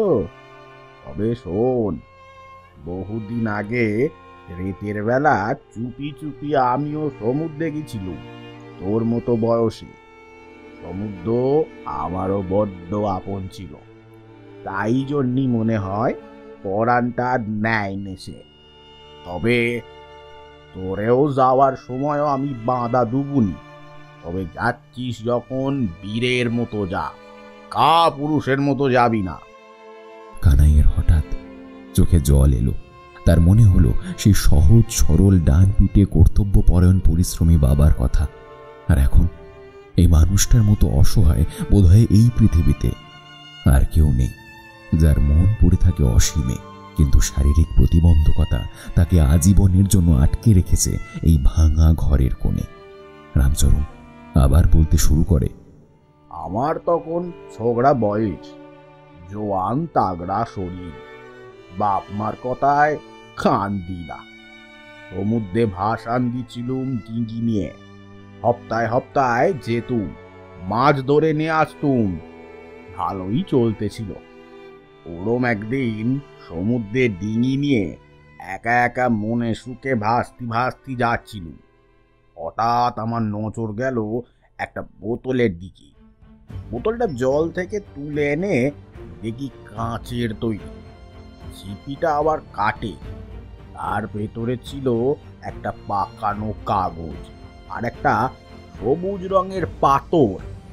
কাগজটা বের করে অনেকক্ষণ ধরে দেখলুম, কিন্তু বুঝতে কিছু পারলুম না। কাগজটায় ইংরেজিতে কি সব যেন নেকা ছিল, আবার কেমন সব হিজি বিজি ওইসব আঁকি বুকি কাটা, নকশা করা। ভেবেছিলুম ওটা মনে হয় গুপ্তধনের নকশা হতে পারে। পাথরটা দেখলেও জানিস বাবা, আশ্চর্য লাগে। সেই থেকেই কাগজ আর পাথরটা যত্ন করে রেখে দিচ্ছি। আমি না উদ্ধার করতে পারলেও তুই ঠিক পারবি একদিন। রামচরণ একটা দীর্ঘশ্বাস ফেলে চুপ করল। তারপর আবার বলল, ওর মাও কিছু জানে না, কোনো দিন বলিনি। ঠাকুরদার ঘরের মাচায় একটা কলসির মধ্যিখানে ওই জিনিসটা লুকোনো আছে। চুপি চুপি গিয়ে নিয়ে যা, আর সাবধানে কিন্তু ঘুরে আসিস বাবা। কানাই স্থবিরের মতো এতক্ষণ সবটা শুনে চলেছিল। এবার বাবার পায়ে হাত ছুঁয়ে একটা প্রণাম করে শুধু। আচ্ছা বলেই ঠাকুরদার ঘর হাতড়ে বের করলো সেই বোতলখানা। ঘটনাগুলো এতটাই চুপিসারে ঘটে চলেছিল যে গভীর রাতে রামচরণ ছাড়া আর কেউ সেই মুহূর্তে টের পেল না। অতঃপর বোতলটা সাবধানে নিয়ে আরও একবার বাবাকে বিদায় জানিয়ে কানাই ছুটে চলল সমুদ্রের ধারে তার নৌকোর কাছে গিয়ে দেখল মাস্টারদা আর ভুবন কাকা দুজনেই নৌকায় বসে পা দোলাচ্ছে। কানাই ছুটে এসেই হাঁপাতে লাগলো। ভুবন কাকা বলল, কি রাখান্ন, হাঁপাচ্ছিস কেন? কখন থেকে বসে আছি, সোলায় আর দেরি করলে তো ভোরের আল ফুটে যাবে, আর তারপর যাওয়া হবে না। মৈনাকবাবু তাল মিলিয়ে বলল, ঠিকই তো, শিগগির এসো। কানাই নৌকোতে উঠতেই ভুবন কাকা পাল খুলে দিয়ে নোঙর তুলে নিল। সমুদ্রের নোনা বাতাসে পাল ফুলে ভেবে উঠল। ধীরে ধীরে নৌকা এগিয়ে চলল। কানাই এবার ভুবন কাকা আর মৈনাকবাবুকে সমস্ত ঘটনা খুলে বলল। ওরা দুজনে সবটা শুনে যেন উৎফুল্ল হয়ে উঠল। ভীষণ আশ্চর্য হলো। তিনজনে নৌকার কামরায় গিয়ে বসল। মোমবাতির আলোয় সাগ্রহে বোতলটা খুলে পাকানো কাগজটা বের করে গোল হয়ে বসল ওরা। ভরা পূর্ণিমায় টলমলে জ্যোৎস্নার গহনায় যেন সেজে উঠেছে সমুদ্রের ঢেউগুলো। একের পর এক ছোট বড় ঢেউগুলোতে যেন মণি মুক্ত হিরে ঠাসা। আর সেই চকমকে ঢেউগুলোকে কেটে কেটে শোঁ শোঁ করে এগিয়ে চলেছে কানাইদের বিরাট নৌকাটা। পালে নোনা হাওয়ার নাচন লেগে যেন কানাইদের মনের মতোই পরম উৎসাহে নৌকোটিও নৃত্যের ভঙ্গিতে মৃদুমন্দ হেলছে আর দুলছে। পাকানো কাগজটা বহুদিনের পুরনো বলেই হয়তো খানিকটা বাদামি বর্ণ ধারণ করেছে। কাগজটাতে ইংরেজি হরফে হাতে লেখা চিঠি। মনে হলো কেউ বিপদে পড়ে এরকম একটা চিঠি লিখেছে। চিঠির লেখাগুলো ঠিক এই রকম। Save me, friend. I don't know how long you will get this bottle. If you can't save me, try to unravel the mystery of this island. That green patterned stone you see in the bottle, that stone is actually only part of the design. I don't know where the other two parts are. Once my father came to India from the USA and got the whole green stone carved in the waves from an island in the Sundarbans. But there were two more friends with me, father, and they ran away with two more pieces of stones.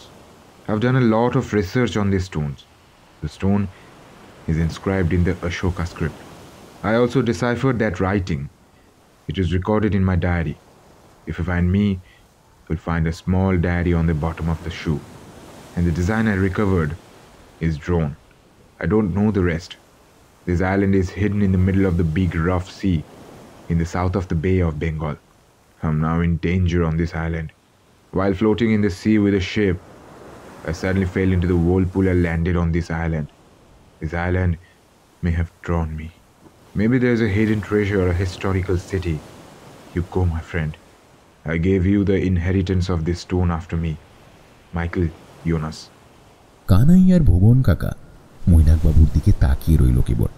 আসলে ইংরেজি লেখার মানে তারা দুজনে কিছুই বুঝতে পারেনি। মৈনাকবাবু কাগজ ঘুরিয়ে ফিরিয়ে অনেকবার ধরে পড়ার পর গলা খাঁকড়ে বলল,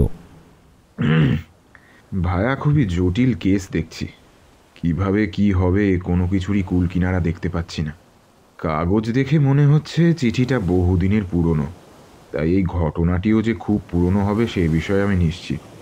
বহুদিন বা বহু বছর আগে কেউ এই পাথরের নকশা এবং তার লেখা পড়ে সুদূর ইউরোপ থেকে এসে পাড়ি জমায় আমাদের এই বঙ্গোপসাগরে এবং একটি অজানা অচেনা অনাবিষ্কৃত দ্বীপে বিপদের মধ্যে পড়ে তারপরেই সাহায্য ভিক্ষা চেয়ে ইউরোপিয়ান পদ্ধতিতে চিঠি লিখে সাগরে বোতল ভাসায়।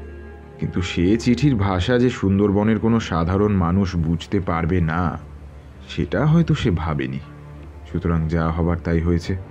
তোমার বাবা বোতলটিকে যত্ন করে রেখে দিয়েছেন এবং মাইকেল জোনাস ইতিমধ্যেই মরে ভূত হয়ে গিয়েছেন। কানাই এবার একটা দীর্ঘশ্বাস ফেলল। ভুবন শিকদার ঢোক গিলে বলল, মাস্টার মশাই, চিঠিটা একবার বাংলায় পড়ে শোনান না। মৈনাকবাবু বললেন, চিঠিটার বাংলা করলে এরকম হয়। আমাকে বাঁচাও বন্ধু। জানি না কতদিন পর এই বোতলটি তুমি পাবে। যদি আমাকে নাও বাঁচাতে পারো তবে দ্বীপের রহস্য উদ্ঘাটন করার চেষ্টা করো। যে সবুজ নকশা করা পাথরটা বোতলের মধ্যে দেখছো সে পাথরটি আসলে নকশার মাত্র একটি অংশ।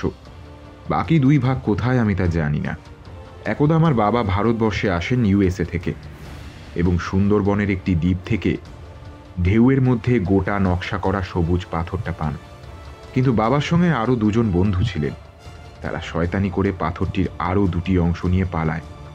আমি এই পাথর নিয়ে অনেক গবেষণা করেছি। পাথরের খাঁজে খাঁজে সূক্ষ্ম অস্বকীয় লিপিতে লেখা আছে। সে লেখার পাঠোদ্ধারও আমি করেছি। আমার ডায়েরিতে তা লিপিবদ্ধ করা আছে।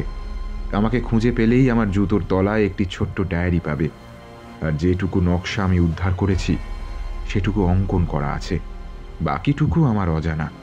বঙ্গোপসাগরের দক্ষিণে বিরাট উথাল পাথাল সমুদ্রের মাঝেই লুক্কায়িত এ দ্বীপ। আমি এখন এ দ্বীপেই বিপদে আছি। সমুদ্রের জাহাজ নিয়ে ভাসতে ভাসতে হঠাৎ একটি জলের ঘূর্ণিতে পড়ি এবং এই দ্বীপে এসে পড়ি। এই দ্বীপ হয়তো আমাকে টেনে এনেছে। হয়তো এখানে কোনো গুপ্তধন বা কোনো ঐতিহাসিক নগরী আছে। তুমি চলে এসো বন্ধু। আমার পরে এই পাথরের উত্তরাধিকার আমি তোমায় দিলাম, মাইকেল জোনাস। কানাই বলে উঠল, বাবা গো, একটা কাগজের মধ্যে এত রহস্য থাকতে পারে? আমার মনে হচ্ছে এসব কাগজের পাল্লায় না পড়ি বরঞ্চ আমাদের প্যালার মতো সমুদ্রে ঘুরে বেড়াই চলো। তাছাড়া আরও 2টো পাথর এখন কোথায় পাবা? তার সে ওসব বাদ দি দাও। মৈনাকবাবু ভাবুক সুরে অন্যমনস্ক হয়ে শুধু বললেন, তারপর আবার সব নিস্তব্ধ। বাইরে ঢেউ আর বাতাসের শব্দ ছাড়া আর কিছু নেই। যদিও তাদের নৌকাটা তীরের গা ঘেঁষে চলেছে, তবুও সমুদ্রে এসে গ্রামের সেই স্নিগ্ধ রাতের আওয়াজ যেন মেলে না। মাঝে মধ্যে কেবল দূরে দূরে জেলেদের ঘাঁটিতে কোথাও কোথাও এখনো টিম টিম করে কেরোসিনের বাতি জ্বলছে। কিছুক্ষণ পর নিস্তব্ধতা ভঙ্গ করে মৈনাকবাবু কথা বলতে শুরু করলেন, আচ্ছা, আমরা না হয় এই চিঠির সূত্র ছেড়েই দিলুম। ধরে নাও না আমরা চিঠির কোনো বিষয় না জড়িয়ে শুধুমাত্র নিরুদ্দেশ্যে ঘোরবার উদ্দেশ্যেই বঙ্গোপসাগরের দক্ষিণ দিকটা যদি একবার চক্কর কেটে আসি, কেমন হবে? কানাই ফিক করে হেসে উত্তর দিল, তাইলে আর কি করে সিটির প্যালান বাদ দিবে? তবে দক্ষিণে যেতে চাইলি চল, আপত্তি নেই। কি বলো ভুবনকা? কানাই আর মৈনাকবাবু ভুবন কাকার দিকে জিজ্ঞাসু দৃষ্টিতে তাকায়। ভুবন কাকা ফ্যাক ফ্যাক করে 2 পাটি দাঁত বের করে হেসে বলে, যদি একটা গুপ্তধনের হাঁড়ি খুঁজে বার করতে পারি তবে ব্যাপারটা মন্দ হতো নি। সিটির প্ল্যান সারতে আমার ইচ্ছা নেই কিন্তু। এবার 3 জনেই হো হো করে হেসে উঠল। সে হাসি যেন পূর্ণিমা ভেদ করে ছড়িয়ে পড়ল সেই অজানা দ্বীপে আকাশে বাতাসে। সেই রাতেই ওরা কম্পাস দেখে রওনা দিল বঙ্গোপসাগরের দক্ষিণে। ভেসে চলল কয়েক ঘন্টা অগাধ জলরাশির উপরে। 3 জনের মধ্যে কখনো বা কেউ ঘুমিয়ে নিল আর কেউ রইল পাহারায়। এইভাবে গোটা রাত্রিটা কিভাবে জানি আনন্দে উৎসুককে কেটে গেল ওদের। এবার পূর্ণিমা রাত আবছা হতে আরম্ভ করেছে। ভোরের মৃদু মৃদু আলো সবেমাত্র ফুটে উঠেছে। 3 জনেরই ঘুম হয়ে গেছে ইতিমধ্যে।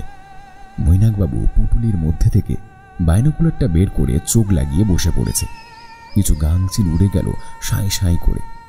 এখন যদিও গ্রীষ্মকাল, তবুও সমুদ্রের মাঝে ভোরের বাতাসে যেন হালকা হালকা শীত লাগছে। কিছুক্ষণ পরেই ধীরে ধীরে সূর্যোদয় হতে শুরু করলো। সত্যি এ যেন এক স্বর্গীয় দৃশ্য। মনে হচ্ছে প্রবল জলরাশির মধ্যস্থল হতে একটা লাল টুকটুকে গোলক স্নান সেরে উঠছে, আর তার গায়ের লাল রং মিশিয়ে দিচ্ছে নোনা জলে আর ধূসর আকাশে। এরই মধ্যে ভুবন কাকা টুক করে কেরোসিনের স্টোভ জেলে গরম গরম লাল চা করে ফেলেছে। ওরা দুজনে তা দেখে যেন হতবাক। ভুবন কাকা যে চায়ের জোগাড় পর্যন্ত করে এনেছে তা ওরা ভাবতেও পারেনি। ভোরের সূর্যোদয় আর হালকা ঠান্ডা আমেজে গরম গরম চা উপভোগ করতে করতে ওরা খুশ গল্পে মেতে উঠল।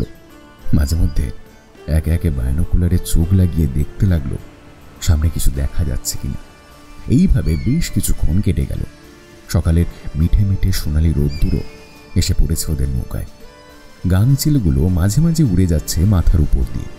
কানাই সমুদ্রের দিকে তাকিয়ে আনমনে কি যেন ভাবে।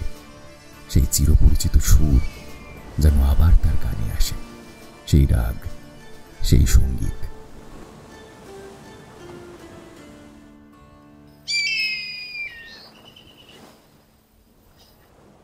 মৈনাকবাবু হঠাৎ কানাইয়ের কানের কাছে এসে বলে, কি হে ভায়া? সঙ্গে সঙ্গে কানাইয়ের ভাবনার ছন্দপতন হয়। মৈনাকবাবু কানাইয়ের হাতে বায়োনোকুলারটা ধরিয়ে দিয়ে বলে, সেই সুর, কি গান গায়? এটা চোখে লাগিয়ে দেখো তো, তাকে দেখতে পাও কিনা। কানাইয়ের সঙ্গে এতদিন ঘনিষ্ঠতা থাকার সুবাদে মৈনাকবাবু জানেন যে কানাই মাঝে মধ্যেই এমন আনমনা হয়ে পড়ে। সমুদ্রের দিকে তাকিয়ে ভাবতেই থাকে বহুক্ষণ সে নাকি সুমধুর কণ্ঠে কারো গানের সুর শুনতে পায়, আর সেই সুর নাকি তার চিরপরিচিত। উঁকি ঝুঁকি দিয়ে বায়োনোকুলার চোখে লাগিয়েও তেমন কিছুই দেখা যায় না। কানাই হতাশ হয়ে বলে, মাস্টারদা, তারে আর দিকি লাভ নেই, গান শুনেই তো এই বেশ কাটতিছে। বরঞ্চ এবার জাল টাল ফেলি দেখি, মাস্টার্স পেলি দুপুরের খাওয়া জমি যাবে। কানাই অনভ্যস্ত উথাল পাথাল ঢেউয়ে জাল ফেলে মাছ ধরার চেষ্টা করতে লাগলো। ভুবন কাকা রান্নার জোগাড় করতে করতে গলা ছেড়ে গান ধরেছে, আর মৈনাকবাবু সেই সবুজ পাথরটার উপর আতস কাঁচ ধরে ঘুরিয়ে ফিরিয়ে বারবার পর্যবেক্ষণ করে চলেছে।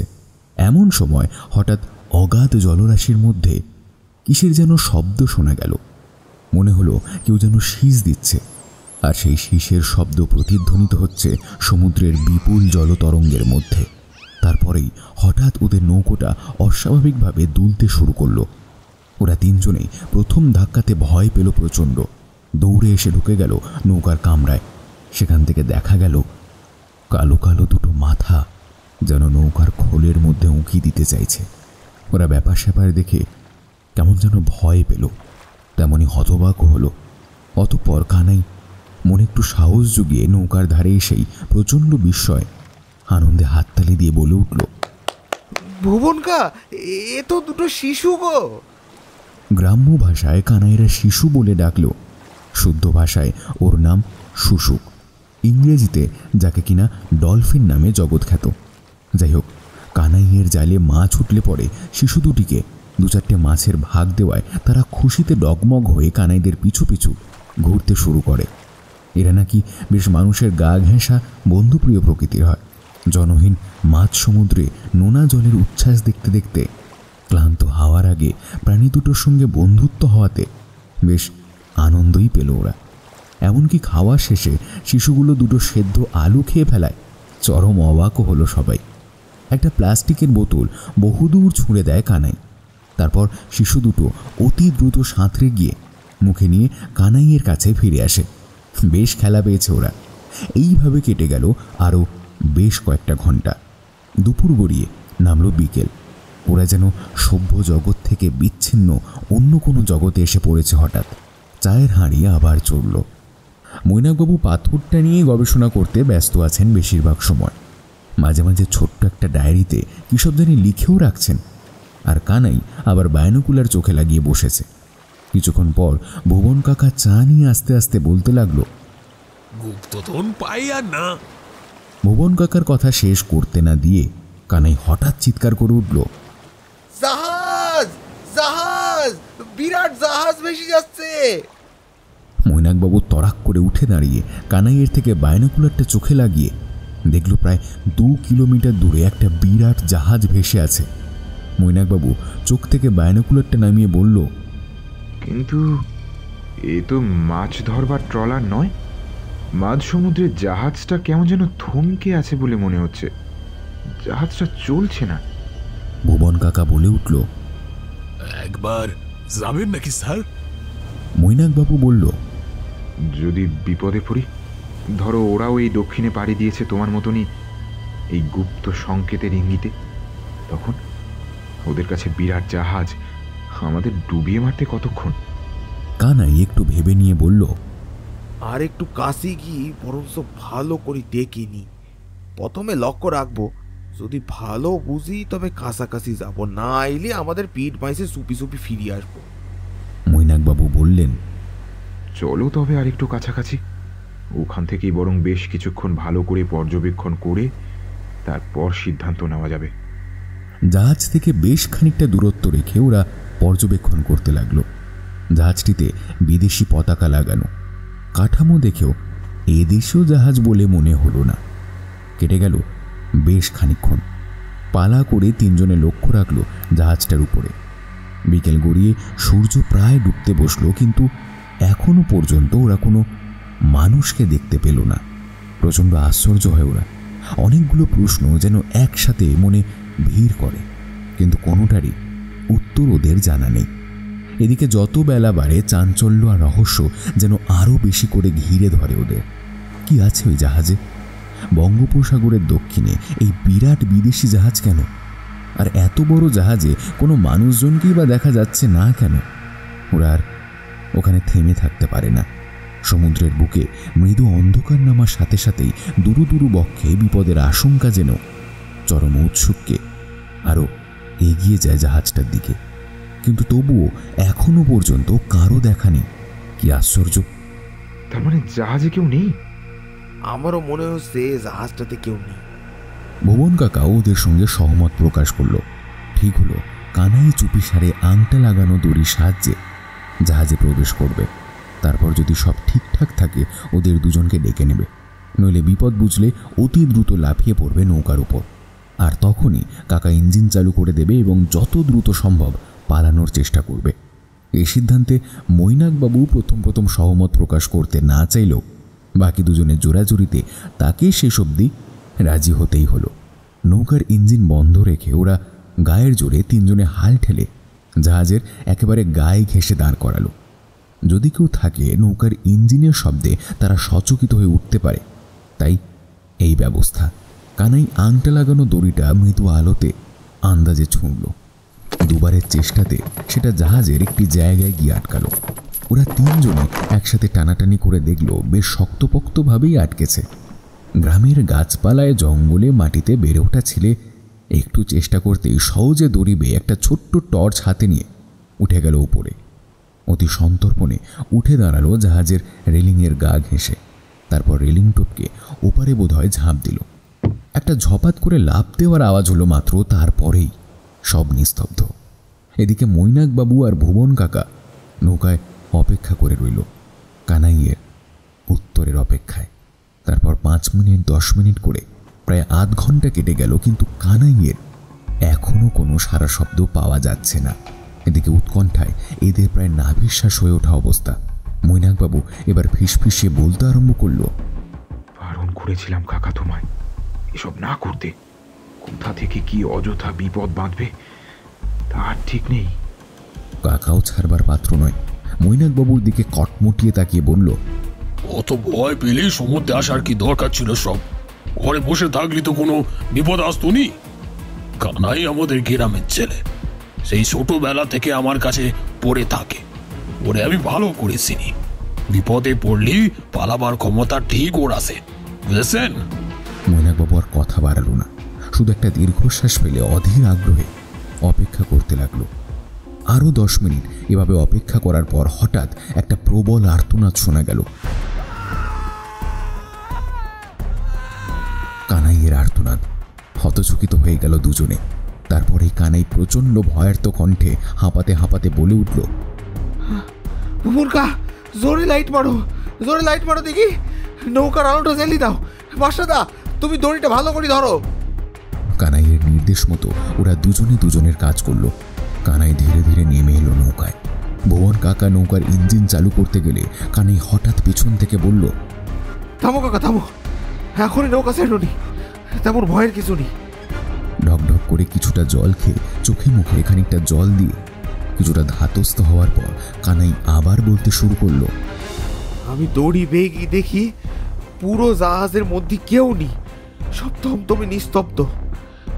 টর্চ লাইট জ্বালিয়ে এদিক ওদিক ঘুরি দেখলুম, মনে হলো জাহাজটা অনেক দিনকার পুরনো।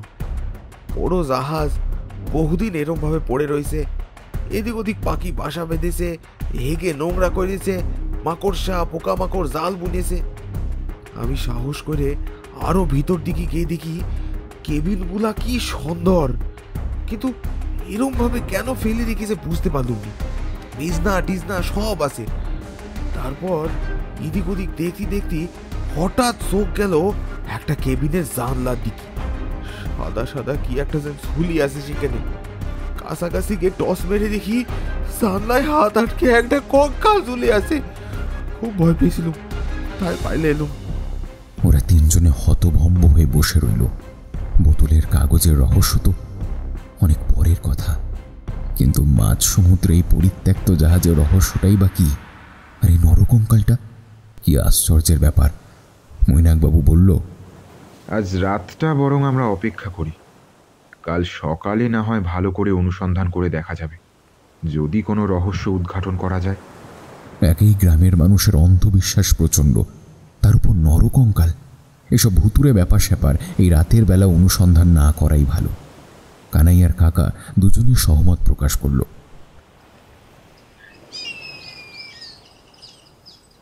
সমুদ্রের ঢেউয়ের দুলুনিতে তিনজনে পালা করে পরম নিশ্চিন্তে গভীর সুখনিদ্রায় রাতটা কাবার করে দিল।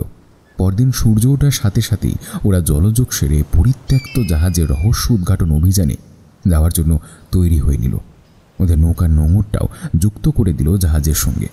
তারপর সেই একই পদ্ধতিতে আংটা লাগানো দড়ির সাহায্যে প্রথমে কানাই, তারপর মৈনাকবাবু আর তারপরে ভুবন কাকা উঠে গেল জাহাজে। কানাইয়ের বর্ণনা অনুযায়ী সত্যিই জাহাজের অবস্থা বেমালুম, একই রকম। ওরা পুরো জাহাজটা তন্ন তন্ন করে খুঁজতে শুরু করলো রহস্য উদ্ঘাটনের জন্য। এটা পরিষ্কার করে বোঝা গেল যে জাহাজটা এদেশীয় নয়। জাহাজের নকশা আদব কায়দা সবই তাই বলে দিচ্ছে। অবশেষে কেবিনের জানলা দিয়ে ঝুলে থাকা কঙ্কালটাকেও ওরা দেখল।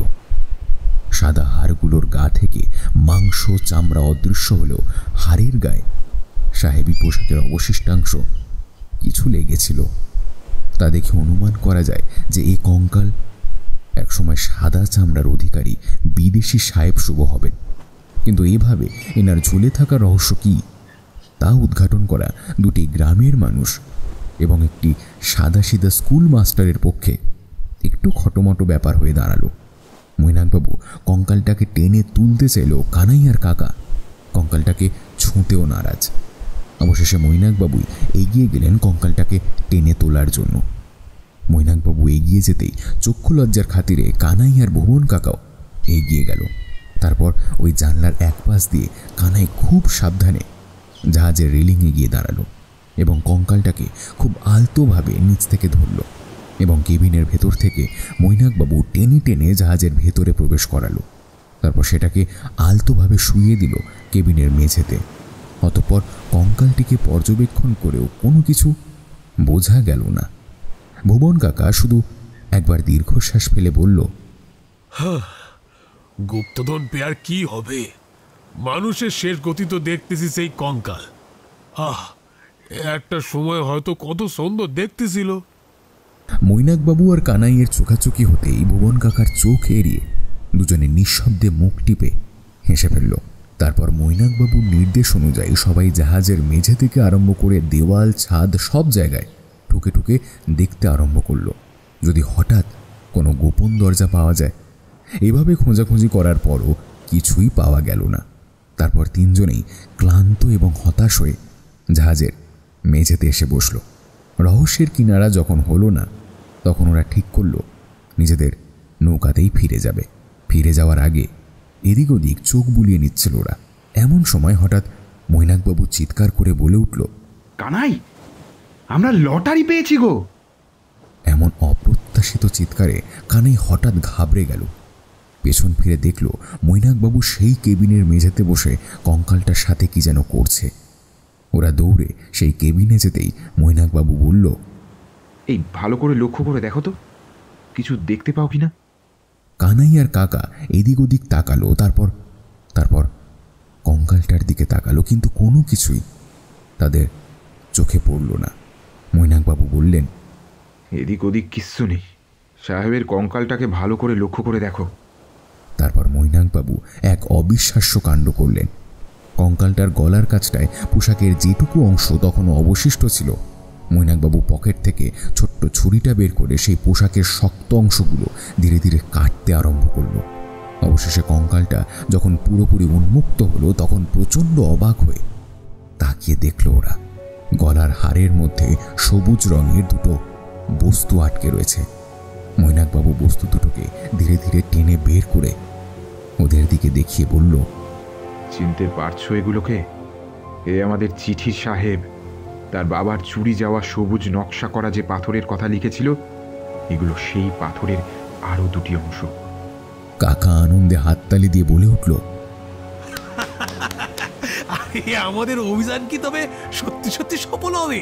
কি আশ্চর্য কাণ্ড দেখো দেখিনি। কানাইও প্রচন্ড অবাক হয়ে বলল, চিঠির সেই হারানো পাথর এইভাবে এখানে পেয়ে যাবো সে তো কখনো ভাবতে পারিনি গো। মৈনাকবাবু বলল, আসলে আমিও ভাবতে পারিনি যে ঘটনা এই দিকে মোড় নেবে। আসলে আমি কঙ্কালটাকে খুব ভালো করে পর্যবেক্ষণ করছিলাম, আর তারপরেই সবুজ মতন হালকা কিছু একটা আমার নজরে আসে। প্রথমে বুঝতে পারিনি, কিন্তু পরে আমার কাছে পুরো ঘটনাটাই পরিষ্কার হয়। এই পাথরগুলো উদ্ধার হওয়ার সাথে সাথে পরিত্যক্ত জাহাজের রহস্য বেশ খানিকটা উদ্ধার করতে পেরেছি। তোমরা কি বুঝতে পেরেছো কিছু? কাকা চোখ গোল গোল করে বলল, মাইরি বলছি, আপনার বুদ্ধির তারিফ কিন্তু করতে হয় স্যার। তবে কঙ্কালের নলি থেকে পাথর বের হওয়ার কি রহস্য আমার মাথায় তো আসবে না বাপু। আপনি শিগগিরই বলুন দেখি, কি বুঝলেন?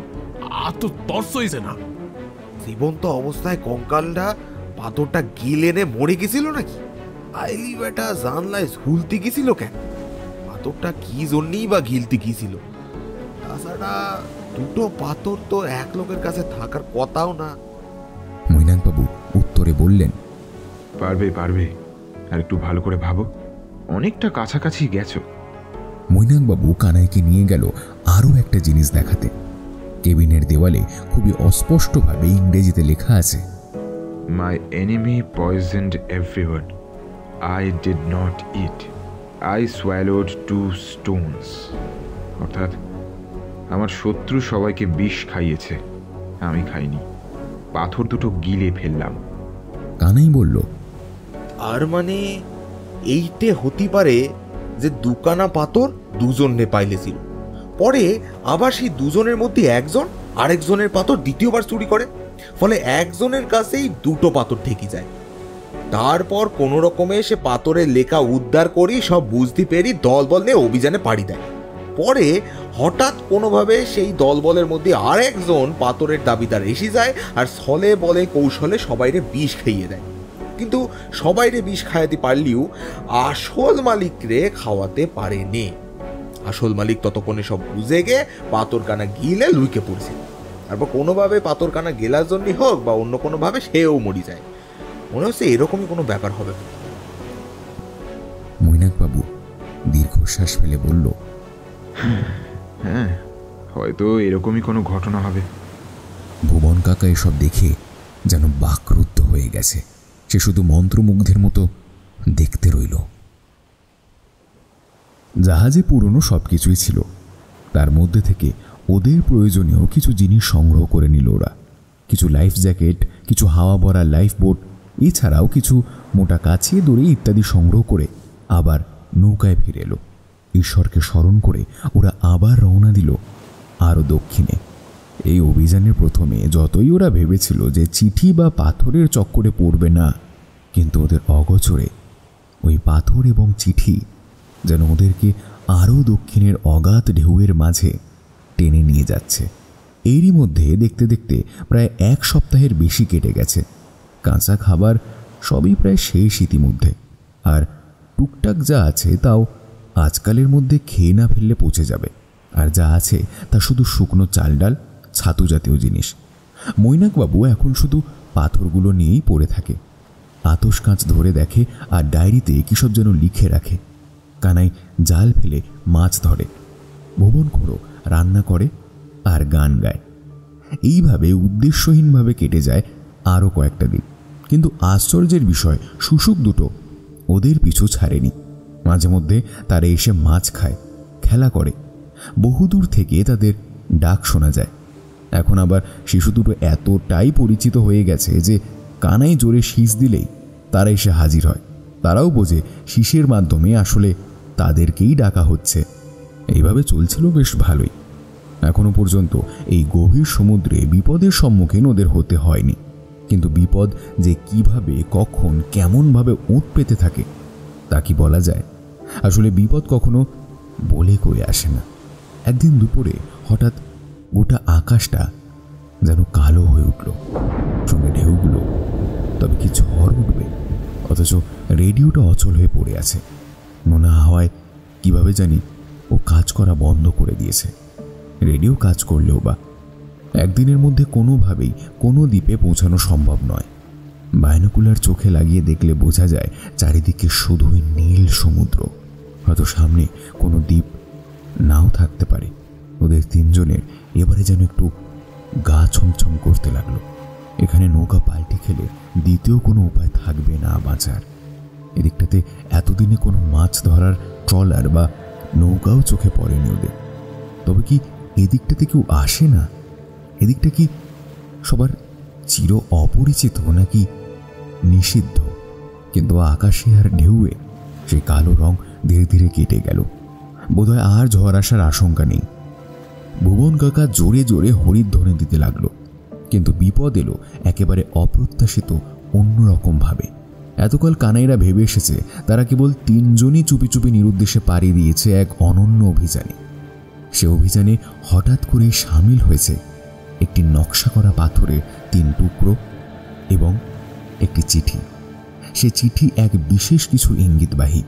কিন্তু কানাইদের অভিযানে এসব বিশেষ কিছুর বালাই থাকার কথা ছিল না।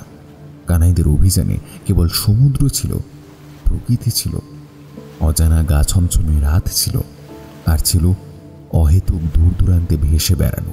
কিন্তু এই নিরীহ 3 জন ভবঘুরেকে নিছক দামি ভেবে যে এতদিন ধরে কেউ ওদের অনুসরণ করতে পারে তা ওদের ধারণাতেই ছিল না। কারণটা অবশ্যই ওই একটি সবুজ পাথরের 3টি খণ্ড। এতদিন ওরা বুঝে গেছে যে সবুজ পাথরটি নিহাত ফেলনা নয়। তবে এই পাথর যে এমন সর্বনেশে তা কে জানত? এ পাথর গোটা জাহাজের কতকগুলি মানুষের অকাল মৃত্যুর কারণ। আর সেই যে চিঠির লেখক, তার বোধহয় এতদিনে নবজন্ম হয়ে গেছে। আর এই পাথরই এবার কানাইদেরও জীবনে ডেকে এনেছে ঘোর বিপদ। মৈনাকবাবু প্রত্যেক দিনের মতন সেদিন রাতে চোখে চশমা এঁটে আতস কাঁচ দিয়ে মোমবাতির আলোয় পাথরগুলো খুঁটিয়ে খুঁটিয়ে দেখছিল। কানাই আর ভুবন খুঁড়ো তখন অঘরে ঘুমিয়ে আছে। রাত আন্দাজ দ্বীপ্রহর। সমুদ্রের গর্জন ছাড়া দূর দূরান্তে অন্য কিছু কোনো আওয়াজ থাকার কথা নয়। কিন্তু মৈনাকবাবু যেন অস্বাভাবিক কোনো কিছুর একটা আওয়াজ অনুভব করলেন।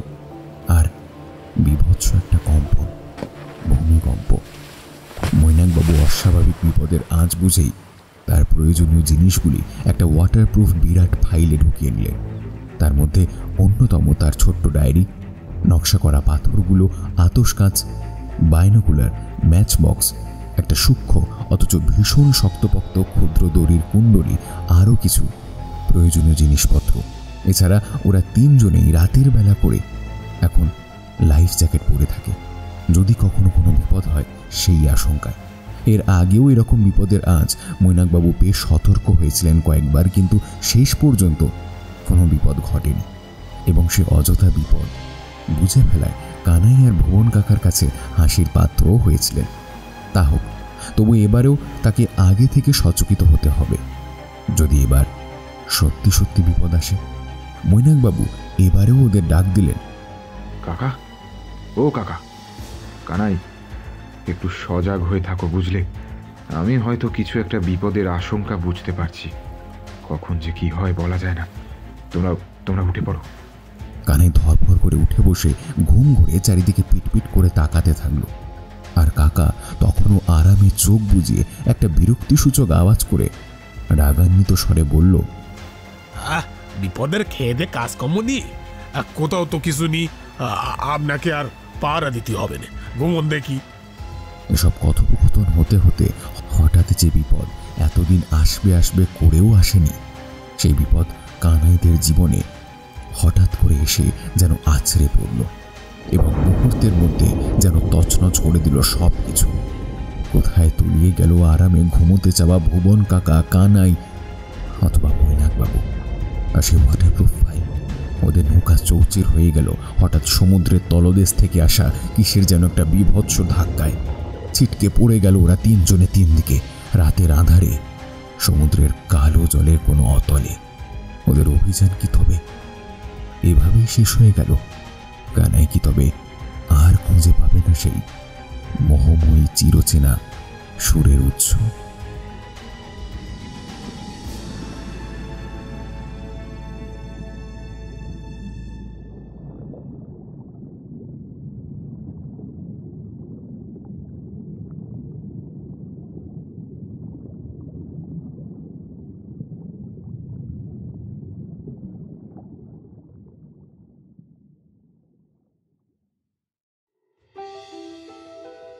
শেষ হলো লেখিকা অনুরাধা হালদারের কলমে পাতালপুরীর গুপ্তধনের প্রথম পর্ব। আজকের গল্পের গল্প পাঠে ছিলেন দীপম। গল্পে মাস্টার মশাই এবং রামচরণের চরিত্রে রমাকান্ত, কানাইয়ের চরিত্রে মৈনাক, জালালউদ্দিন এবং বাবুর চরিত্রে দিব্যেন্দু, মালতীর চরিত্রে মৌপিয়া, টেপির চরিত্রে সৃষ্টি, ভুবনের চরিত্রে কুমারজিৎ, মৈনাকবাবুর চরিত্রে সৌম্যদীপ, মহুর চরিত্রে রূপাঞ্জনা। গল্পের কোরাস ভয়েসে আমি সৌভিক, দিব্যেন্দু এবং রমাকান্ত। গল্পের শব্দ সংযোজনে সৃজা, আবহ সৃষ্টিতে আমি সৌভিক। এই সুন্দর পোস্টারটি ডিজাইন করেছেন সূর্য। গল্পের প্রথম পর্বটি কেমন লাগলো কমেন্ট করে জানাতে ভুলবেন না যেন। আদৌ কি কানাই বেঁচে রয়েছে, নাকি তার যাত্রা এই অবধি ছিল? আর মৈনাকবাবু আর ভুবন কাকা, তাদের কি হলো? জানতে হলে শুনতে হবে এই গল্পের দ্বিতীয় পর্ব। আর দ্বিতীয় পর্বের জন্য চোখ রাখতে হবে আমাদের এবং গপ্প চ্যানেলে। আর যদি আপনি সাবস্ক্রাইব না করে থাকেন তাহলে অবশ্যই চ্যানেলটিকে সাবস্ক্রাইব করে পাশে থাকা বেল আইকনটিকে অল করে দিতে ভুলবেন না। এতে আমাদের সমস্ত গল্পের আপডেটস আপনার কাছে সবার আগে পৌঁছে যাবে। প্রথম পর্বটি ভালো লাগলে অবশ্যই আপনার বন্ধু এবং পরিবারের সঙ্গে শেয়ার করে দিন। ফিরছি এই গল্পের দ্বিতীয় পর্ব নিয়ে। ততক্ষণ শুনতে থাকুন রহস্য, রোমাঞ্চ, থ্রিলার এবং গপ্প।